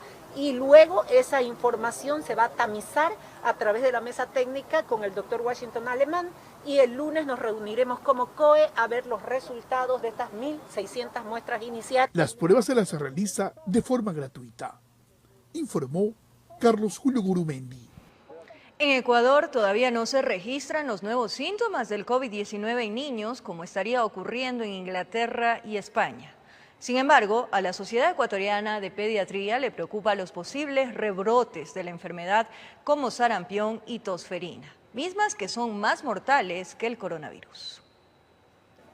Inflamación cardíaca y síntomas gastrointestinales como vómito y diarrea se habrían presentado en niños a nivel internacional, que podrían ser atribuidos al COVID-19, de acuerdo a expertos. Parecería que sí hay una relación directa, pero tendremos que esperar todavía un poco más de información. En el Ecuador, o al menos en lo que yo voy en mi práctica privada, hasta ahora no he oído que ni colegas ni de mi lado hemos reportado casos similares. Habrá que esperar en el transcurso de los próximos meses a ver qué pasa, porque recordemos que tanto Inglaterra como España, que empezaron a reportar estos casos, ellos van como 2 semanas adelantados de nosotros de la pandemia. Fernando Aguinaga es el presidente de la Sociedad Ecuatoriana de Pediatría. Prefiere ser prudente, porque este cuadro médico es similar al de la enfermedad de Kawasaki. Que un virus hace que reaccione fuertemente el organismo e inflamándole al corazón, y especialmente a las arterias coronarias de los niños, haciendo que éstas se dilaten y presentando dolores articulares, fiebres extremadamente altas y un rash en el cuerpo que presenta por varios días. Entonces, este síndrome se lo ha presentado que es parecido a esta enfermedad. El especialista refiere que el coronavirus afectará al 0.3 o 0.5% de la población infantil y debido a su presencia se está dejando de lado otras enfermedades más peligrosas. Pero lo más peligroso para los niños es lo que nos viene acompañado a la pandemia y luego una pospandemia. Falta de acceso a sistemas de salud, lo que quiere decir que los niños no se están vacunando. Y si no se vacunan a tiempo, se prorroga mucho la vacuna, vamos a tener brotes de enfermedades que las teníamos controladas, como el sarampión, la tosferina, la difteria, la fiebre amarilla, entre otras, que podrían poner mucho más riesgo a los pacientes y especialmente a los niños. Sugiere campañas de vacunación puerta a puerta para evitar aglomeración. Centros de salud que se dediquen solo a vacunar y otros se dediquen a ver pacientes enfermos. Tenemos que crear estrategias para que los pacientes y los niños, sobre todo, no se queden sin vacunas. En México ya están reportando casos de sarampión. Brasil está reportando casos de sarampión. El mundo entero ha reportado que se mueren las pacientes con sarampión. Se habla de millones de muertos. El pediatra llama a la calma a los padres de familia y esperar el desarrollo en otros países del COVID-19 en los pequeños. Informó Héctor Romero. Información de última hora. Migrantes venezolanos que permanecen en el puente de Rumichaca se enfrentaron con la fuerza pública de Colombia cuando intentaban ingresar a la fuerza al vecino país. Ellos fueron repelidos con gas lacrimógeno. Durante varios minutos la policía colombiana se tuvo que enfrentar a los ciudadanos migrantes que se encuentran en la mitad del puente de Rumichaca, solicitando se les permita el ingreso a territorio colombiano. La fuerza pública ha reforzado el control pese a que existen barreras que impiden el tránsito vehicular y peatonal desde que inició la emergencia sanitaria. Los extranjeros permanecen ya 2 días en este sitio fronterizo. Se les manifestó que tenían que hacer directamente ante sus consulados todas las actividades y todo en Ecuador para poder que se les permitiera el ingreso de una forma oficial al país. Igual se les informó que por orden presidencial el puente está cerrado o todas las fronteras de Colombia están cerradas hasta el 30 de mayo. Piedras, palos y el gas lacrimógeno fue parte del enfrentamiento. Muchas de las pertenencias de los extranjeros fueron lanzadas al río desde el puente. Todo empezó cuando los migrantes intentaron derribar las vallas e ingresar a Colombia. Los pasos informales mantienen mucho más control por parte de la fuerza pública. Ellos acamparon y empezaron a organizar una zona de camping en el puente del lado ecuatoriano. Y ya el día de hoy intentaron ingresar a la fuerza para el territorio colombiano, quitando las vallas e intentando agredir a los policías que se encontraban aquí de servicio. Son madres con niños en brazos, personas con discapacidad, adultos mayores. Muchos perdieron sus pocas pertenencias en este enfrentamiento. Solicitan la sensibilidad de las autoridades colombianas a que abran la frontera y permitan el paso. El objetivo es solo retornar a su país. Nosotros estábamos del lado entre Colombia y Ecuador, cuando los policías lanzaron las bombas, lanzaron tiros, nos lanzaron nuestras pertenencias al río. La policía colombiana no le importó que hubiesen niños menores de edad. Nuestra única razón y motivo de estar aquí es llegar a nuestros hogares y llegar a conocer, a volver a ver a nuestra familia, ¿verdad? Desde Migración Colombia se anunció que el cupo de ciudadanos venezolanos que pueden ingresar hasta Venezuela es de 300. Hasta el momento, 14.000 extranjeros han cruzado de Colombia a Venezuela. Por ello, se solicita que se organicen y una vez que termine la emergencia, podrían pasar para no poner en riesgo la salud de la población colombiana.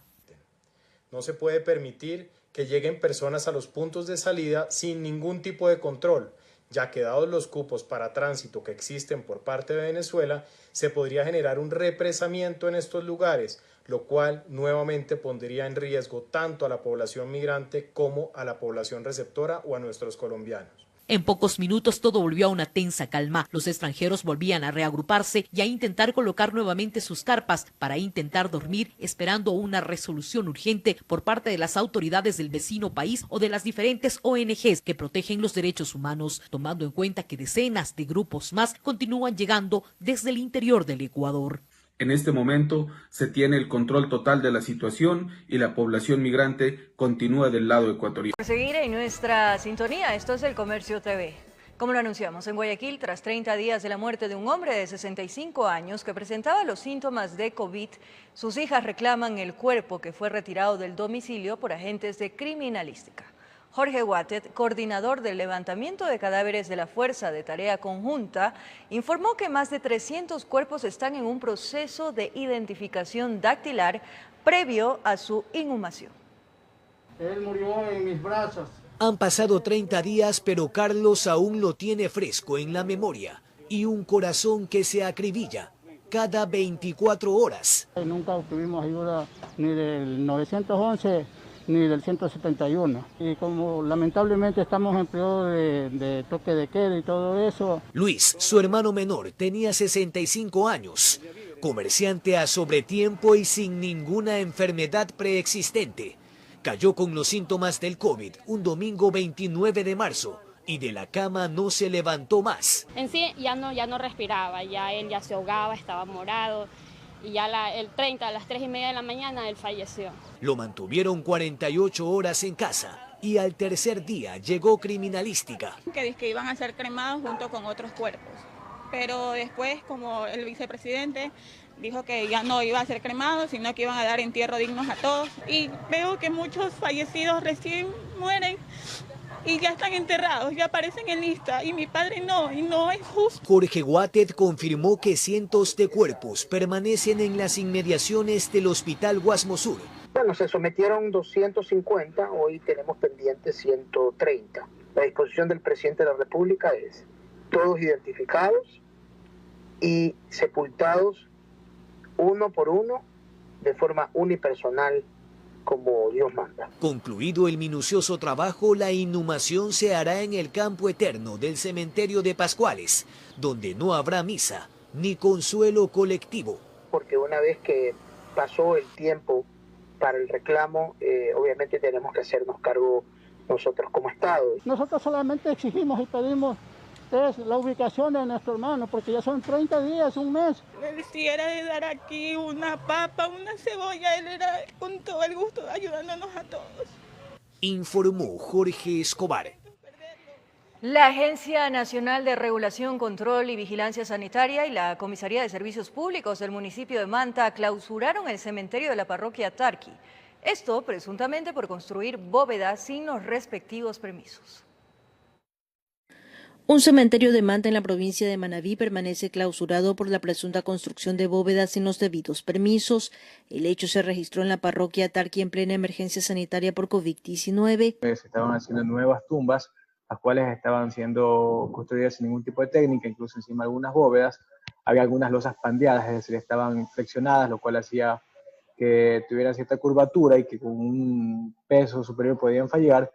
El cierre del Camposanto se dio luego de una inspección que realizaron las autoridades de control sanitario en la provincia. Asistimos pues a verificar las condiciones higiénico-sanitarias y pues se suspendieron las actividades de este cementerio. Alfredo Panchana, administrador de este cementerio, informó que la sanción no fue notificada previo a su ejecución. Si yo he hecho todo lo que tenemos aquí al frente, y me viene en este momento por muchas denuncias, creo que son por las denuncias que hay, que el cementerio apesta, que viene lo del COVID, pero por favor, hablamos primeramente.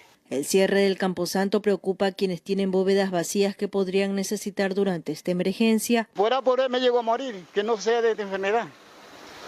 Ya lo que me da la respuesta a ella, tendrá el que hice a enterrarlo por allá, porque esto está clausurado. Hasta ahora en Manta se contabilizan, según el Ministerio de Salud, la muerte de 25 personas por COVID-19, cuyos restos son sepultados en el cementerio recién construido por el municipio en el sector de San Juan de Manta. Los 46, hay algunos que son de COVID, otros que han sido otras enfermedades, porque el cementerio es un cementerio para la gente que no tiene cómo pagar un cementerio privado.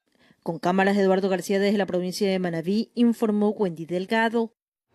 Y atención a esta información. Denuncian un nuevo robo en el interior del hospital del IES de Los Ceibos. El hijo de una paciente con COVID-19 que murió el 27 de marzo informó que el teléfono de su madre desapareció de la habitación.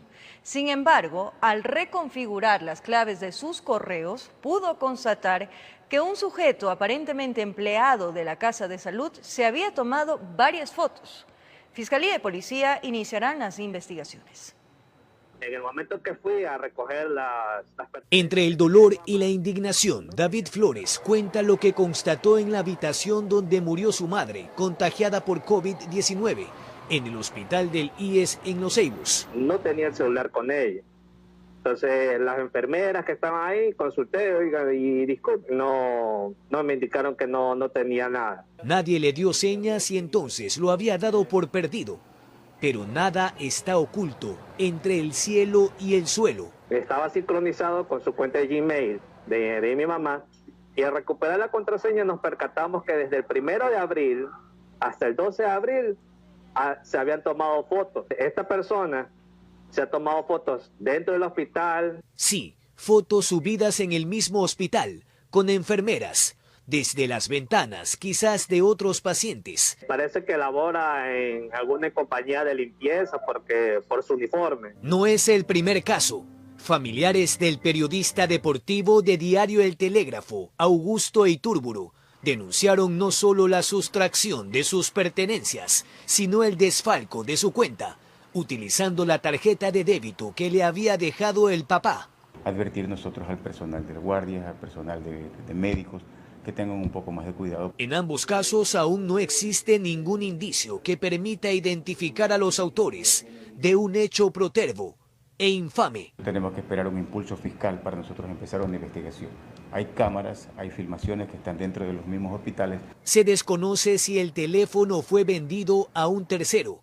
La idea es que no sigan feriándose las pertenencias. Sobre la memoria de los muertos, informó Jorge Escobar. El laboratorio alemán que produce las pruebas de diagnóstico PCR para COVID-19 defiende los precios justos del test frente a los elevados costos registrados en América Latina. En Ecuador el precio se ajusta a la demanda. En diálogo con la televisora estatal alemana DW, el bioquímico Olfer Land, uno de los pioneros en el desarrollo del protocolo del testeo del nuevo coronavirus, explicó que el costo de la prueba PCR que realizan es bajo a comparación del precio que se da en el mercado. Con todo el material necesario asciende a unos 6 euros, incluyendo el costo del laboratorio no debería costar más de 10 euros. Que la prueba se vende en algún lugar en más de 100 euros, significa que alguien se está embolsando los 90 euros restantes. Para el experto resulta inmoral la venta de las pruebas en más de $100, como es los costos en los que se ofertan en Latinoamérica estos test. Incluso en México, las pruebas podrían llegar a los $300. En Ecuador, el Ministerio de Salud impuso un techo de $120 para los test que se los puede realizar en laboratorios privados.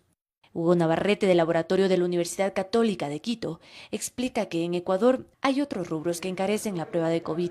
Desafortunadamente, ser pobre es más caro, porque en los países, por ejemplo, en la Alemania mismo, de hecho les baja el costo porque no hay intermediarios. Y es que Navarrete explica que teniendo la materia prima de una prueba para COVID, efectivamente, se consideraría producirla en menos de $10. Pero a ese monto hay que sumarle los rubros por insumos de laboratorio, bioseguridad y transporte.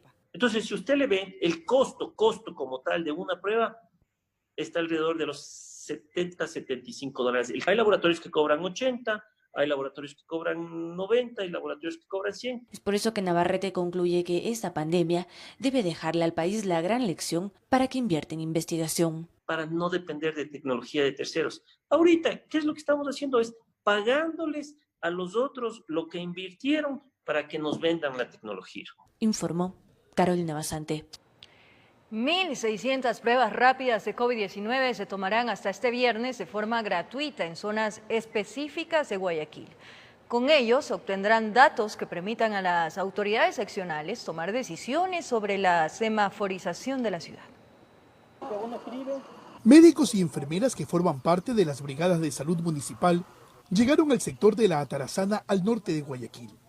Aquí visitaron casa por casa e iniciaron a realizar las pruebas rápidas del COVID-19. Y ya tenemos ahí la gota de sangre. Esta señora, quien se sometió a la prueba, asegura haber tomado todas las precauciones para no infectarse, ni infectar a su familia. Es mucho mejor porque así podemos estar prevenidos, ¿no? Podemos no tener síntomas y estar contagiados y así contagiamos a las demás personas. Una vez que era tomada la muestra, se tiene que esperar 15 minutos para poder conocer el resultado. En la cual el cassette, como podrán ver, está pintado en AC, que es un control. La paciente no tiene coronavirus, no está reactiva.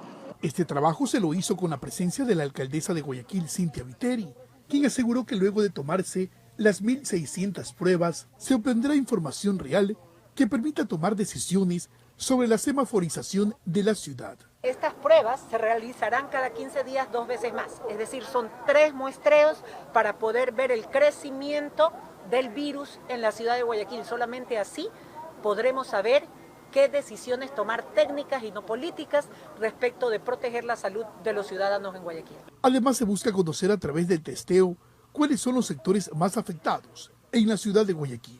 Es fundamental que si un equipo médico debidamente identificado toca su puerta, les brinden todas las colaboraciones que necesitan para entre hoy y mañana poder tener esa muestra para a partir del día lunes tomar las mejores decisiones. Además llenan una ficha de los pacientes o parientes que hay dentro de la casa, si tienen o no tienen síntomas, y luego esa información se va a tamizar a través de la mesa técnica con el doctor Washington Alemán, y el lunes nos reuniremos como COE a ver los resultados de estas 1.600 muestras iniciales. Las pruebas se las realiza de forma gratuita, informó Carlos Julio Gurumendi. En Ecuador todavía no se registran los nuevos síntomas del COVID-19 en niños, como estaría ocurriendo en Inglaterra y España. Sin embargo, a la Sociedad Ecuatoriana de Pediatría le preocupan los posibles rebrotes de la enfermedad como sarampión y tosferina, mismas que son más mortales que el coronavirus. Inflamación cardíaca y síntomas gastrointestinales como vómito y diarrea se habrían presentado en niños a nivel internacional, que podrían ser atribuidos al COVID-19, de acuerdo a expertos. Parecería que sí hay una relación directa, pero tendremos que esperar todavía un poco más de información. En el Ecuador, o al menos en lo que yo voy en mi práctica privada, hasta ahora no he oído que ni colegas ni de mi lado hemos reportado casos similares. Habrá que esperar en el transcurso de los próximos meses a ver qué pasa, porque recordemos que tanto Inglaterra como España, que empezaron a reportar estos casos, ellos van como 2 semanas adelantados de nosotros de la pandemia. Fernando Aguinaga es el presidente de la Sociedad Ecuatoriana de Pediatría. Prefiere ser prudente, porque este cuadro médico es similar al de la enfermedad de Kawasaki. Que un virus hace que reaccione fuertemente el organismo e inflamándole al corazón, y especialmente a las arterias coronarias de los niños, haciendo que éstas se dilaten y presentando dolores articulares, fiebres extremadamente altas y un rash en el cuerpo que presenta por varios días. Entonces, este síndrome se lo ha presentado que es parecido a esta enfermedad. El especialista refiere que el coronavirus afectará al 0.3 o 0.5% de la población infantil y debido a su presencia se está dejando de lado otras enfermedades más peligrosas. Pero lo más peligroso para los niños es lo que nos viene acompañado a la pandemia y luego una pospandemia.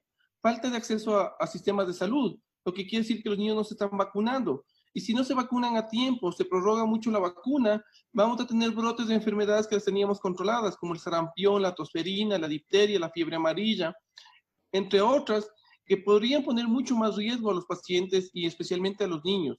Sugiere campañas de vacunación puerta a puerta para evitar aglomeración. Centros de salud que se dediquen solo a vacunar y otros se dediquen a ver pacientes enfermos.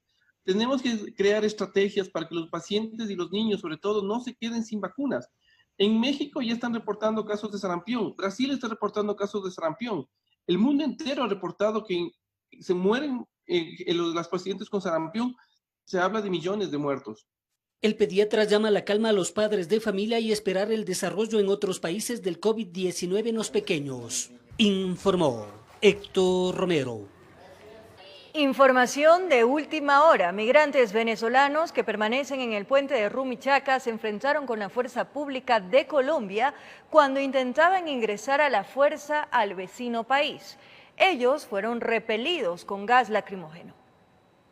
Durante varios minutos la policía colombiana se tuvo que enfrentar a los ciudadanos migrantes que se encuentran en la mitad del puente de Rumichaca, solicitando se les permita el ingreso a territorio colombiano. La fuerza pública ha reforzado el control pese a que existen barreras que impiden el tránsito vehicular y peatonal desde que inició la emergencia sanitaria. Los extranjeros permanecen ya 2 días en este sitio fronterizo. Se les manifestó que tenían que hacer directamente ante sus consulados todas las actividades y todo en Ecuador para poder que se les permitiera el ingreso de una forma oficial al país. Igual se les informó que por orden presidencial el puente está cerrado todas las fronteras de Colombia están cerradas hasta el 30 de mayo. Piedras, palos y el gas lacrimógeno fue parte del enfrentamiento. Muchas de las pertenencias de los extranjeros fueron lanzadas al río desde el puente. Todo empezó cuando los migrantes intentaron derribar las vallas e ingresar a Colombia. Los pasos informales mantienen mucho más control por parte de la fuerza pública. Ellos acamparon y empezaron a organizar una zona de camping en el puente del lado ecuatoriano. Y ya el día de hoy intentaron ingresar a la fuerza para el territorio colombiano, quitando las vallas e intentando agredir a los policías que se encontraban aquí de servicio. Son madres con niños en brazos, personas con discapacidad, adultos mayores. Muchos perdieron sus pocas pertenencias en este enfrentamiento. Solicitan la sensibilidad de las autoridades colombianas a que abran la frontera y permitan el paso. El objetivo es solo retornar a su país.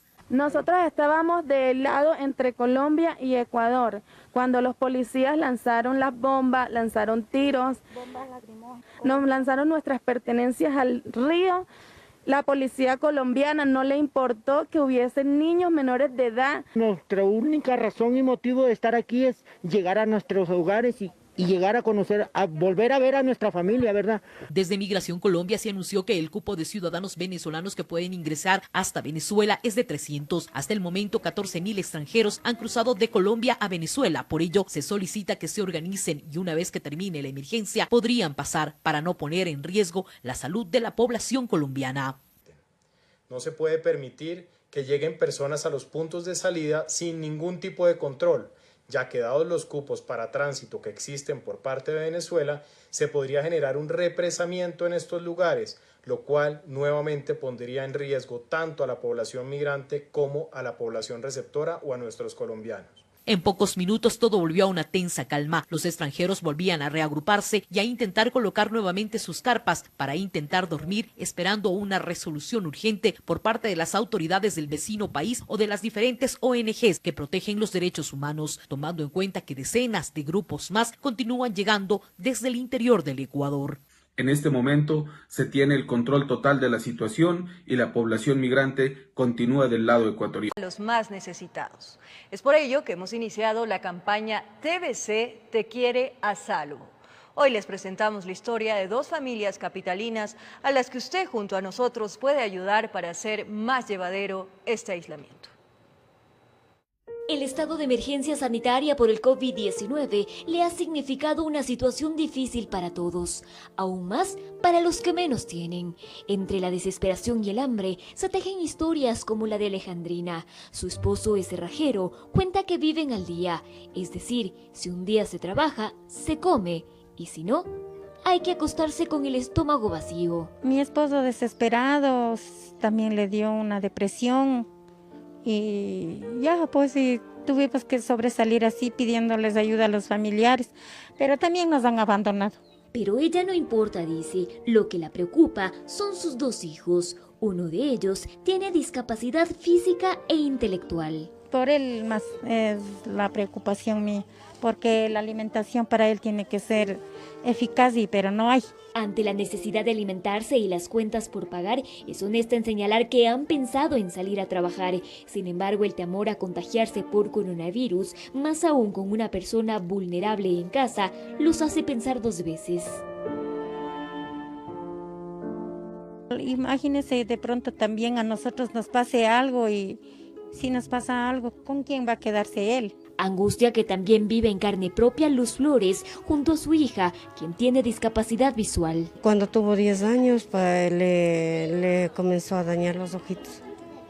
De ahí desde nacimiento hasta los 10 años sí sabía ver ella. Y es que antes del estado de emergencia ambas buscaban el pan de cada día, pues relata que es su lazarillo, ya que nunca pudo apartarse del temor de andar sola, sin el brazo de su madre. Ya vivimos las dositas, nomás yo le cuido a ella. Y por eso yo no puedo salir ni a trabajar, nada. Duras realidades que se intentan apaciguar por organizaciones como Fundación Jonathan, quien a través del apoyo de la ciudadanía y empresas privadas intentan llegar con ayuda. Sin embargo, la crisis ha reducido considerablemente las donaciones. Ya los recursos y también el apoyo que hemos venido recibiendo ya se agotó, ya no tenemos nada. Son más de 500 familias necesitadas las que se han identificado por parte de esta fundación. Los acompañamos a un recorrido y constatamos esta realidad. Es por ello que quienes conformamos Televicentro iniciamos la campaña TBC Te Quiere a Salvo e invitamos a ciudadanos, familias, empresas privadas y públicas a sumar esfuerzos con su granito de arena para llegar con mejores días a estos hogares. Si usted desea colaborar, puede comunicarse al número 0992 64 8273. Para evitar que salga de casa, nos comprometemos a recolectar su donación o puede hacer un aporte económico a la cuenta corriente del Banco del Pichincha 3267 9682-04 a nombre de la Fundación Jonathan. En Quito informó Adriana Rojas. Estamos encantados y es gratificante poder realizar esta campaña junto a ustedes, amigos televidentes. Ayúdanos a ayudar. Les dejamos nuevamente el número telefónico donde ustedes se pueden comunicar para sus aportes. El contacto es el 099-264-8273 de la Fundación Jonathan. Desde ya, muchas gracias por esos corazones solidarios. El municipio de Quito realizó una jornada de salud para atender a las personas en situación de calle y poder identificar de forma temprana si padecen síntomas de COVID-19. Además, les entregaron kits de alimentos. Desde muy temprano, el grupo de médicos, enfermeras y trabajo social del municipio de Quito llegó hasta el sector de La Mariscal en el centro norte de la capital, un punto estratégico, pues es una zona en donde se concentra gran parte de las personas en situación de calle. Allí, uno a uno fueron atendidos por el personal de salud.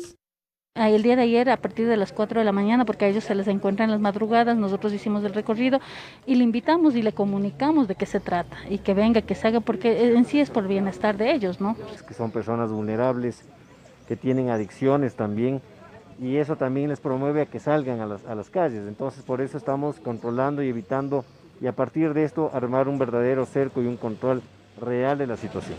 El objetivo, según las autoridades, es realizarles un chequeo médico permanente para detectar de forma temprana si tienen síntomas de un posible caso de coronavirus y con ello evitar que propaguen el virus. Automáticamente aislarles a las personas, evitar que tengan contacto con otras personas del medio, de su entorno, de su grupo, y de esa manera se les lleva a un lugar seguro, a un lugar donde van a tener las condiciones, van a estar protegidos. El Cabildo Capitalino ha habilitado 2 albergues para que este grupo de la población pueda permanecer durante la emergencia sanitaria. Lamentablemente, no todos han accedido a ingresar. Por ello, se realizan estas jornadas de salud. Recordemos que el ingreso al albergue es voluntario. Estas personas no han accedido a ingresar al albergue, pero nosotros estamos precautelando la seguridad en calle para que tampoco puedan contagiarse y aparte hacemos un seguimiento permanente para que ellos estén seguros, tanto en tema de alimentación como en el tema de salud. En este marco, además, se entregaron kits de alimentos. Es un kit donde tienen alimentos para que puedan consumir este momento, donde tienen bebidas tanto jugos, bebidas gaseosas y snacks, ¿no? Para que puedan sobrevivir. Recordemos que ellos no tienen dónde preparar muchos de ellos los alimentos, entonces lo que se les da es la facilidad para que ellos puedan alimentarse. Por su parte, las personas beneficiadas se mostraron agradecidas por el trabajo que se viene realizando desde que inició el estado de emergencia. Yo le agradezco al municipio porque sí nos visitaron hace unos 15 días, bueno, nos visitó una caravana de médicos. En Quito informó Adriana Rojas. Momento de una nueva pausa. Más adelante, en lo más destacado del acontecer internacional. En Estados Unidos, escenas de cuerpos en descomposición fueron hallados al frente de una funeraria. Además, varias personas que han perdido sus empleos duermen en el metro. Ya volvemos en TVC. Los más necesitados. Es por ello que hemos iniciado la campaña TVC Te Quiere a Salvo. Hoy les presentamos la historia de 2 familias capitalinas a las que usted junto a nosotros puede ayudar para hacer más llevadero este aislamiento. El estado de emergencia sanitaria por el COVID-19 le ha significado una situación difícil para todos, aún más para los que menos tienen. Entre la desesperación y el hambre se tejen historias como la de Alejandrina. Su esposo es cerrajero, cuenta que viven al día, es decir, si un día se trabaja, se come, y si no, hay que acostarse con el estómago vacío. Mi esposo desesperado también le dio una depresión. Y ya, pues sí, tuvimos que sobresalir así pidiéndoles ayuda a los familiares, pero también nos han abandonado. Pero ella no importa, dice, lo que la preocupa son sus 2 hijos. Uno de ellos tiene discapacidad física e intelectual. Por él más es la preocupación mía, porque la alimentación para él tiene que ser eficaz, pero no hay. Ante la necesidad de alimentarse y las cuentas por pagar, es honesta en señalar que han pensado en salir a trabajar. Sin embargo, el temor a contagiarse por coronavirus, más aún con una persona vulnerable en casa, los hace pensar 2 veces. Imagínese de pronto también a nosotros nos pase algo y si nos pasa algo, ¿con quién va a quedarse él? Angustia que también vive en carne propia Luz Flores junto a su hija, quien tiene discapacidad visual. Cuando tuvo 10 años, le comenzó a dañar los ojitos. De ahí desde nacimiento hasta los 10 años sí sabía ver ella. Y es que antes del estado de emergencia ambas buscaban el pan de cada día, pues relata que es su lazarillo, ya que nunca pudo apartarse del temor de andar sola, sin el brazo de su madre. Ya vivimos las 2 nomás, yo le cuido a ella. Y por eso yo no puedo salir ni a trabajar, nada. Los más necesitados. Es por ello que hemos iniciado la campaña TVC Te Quiere a Salvo. Hoy les presentamos la historia de dos familias capitalinas a las que usted junto a nosotros puede ayudar para hacer más llevadero este aislamiento. El estado de emergencia sanitaria por el COVID-19 le ha significado una situación difícil para todos, aún más para los que menos tienen. Entre la desesperación y el hambre se tejen historias como la de Alejandrina. Su esposo es cerrajero, cuenta que viven al día, es decir, si un día se trabaja, se come, y si no, hay que acostarse con el estómago vacío. Mi esposo desesperado también le dio una depresión. Y ya, pues sí, tuvimos que sobresalir así pidiéndoles ayuda a los familiares, pero también nos han abandonado. Pero ella no importa, dice, lo que la preocupa son sus dos hijos. Uno de ellos tiene discapacidad física e intelectual. Por él más es la preocupación mía, porque la alimentación para él tiene que ser eficaz, pero no hay. Ante la necesidad de alimentarse y las cuentas por pagar, es honesta en señalar que han pensado en salir a trabajar. Sin embargo, el temor a contagiarse por coronavirus, más aún con una persona vulnerable en casa, los hace pensar dos veces. Imagínese de pronto también a nosotros nos pase algo y si nos pasa algo, ¿con quién va a quedarse él? Angustia que también vive en carne propia Luz Flores junto a su hija, quien tiene discapacidad visual. Cuando tuvo 10 años, pues, le comenzó a dañar los ojitos. De ahí desde nacimiento hasta los 10 años sí sabía ver ella. Y es que antes del estado de emergencia ambas buscaban el pan de cada día, pues relata que es su lazarillo, ya que nunca pudo apartarse del temor de andar sola, sin el brazo de su madre. Ya vivimos las dositas, nomás yo le cuido a ella y por ella yo no puedo salir ni a trabajar, nada.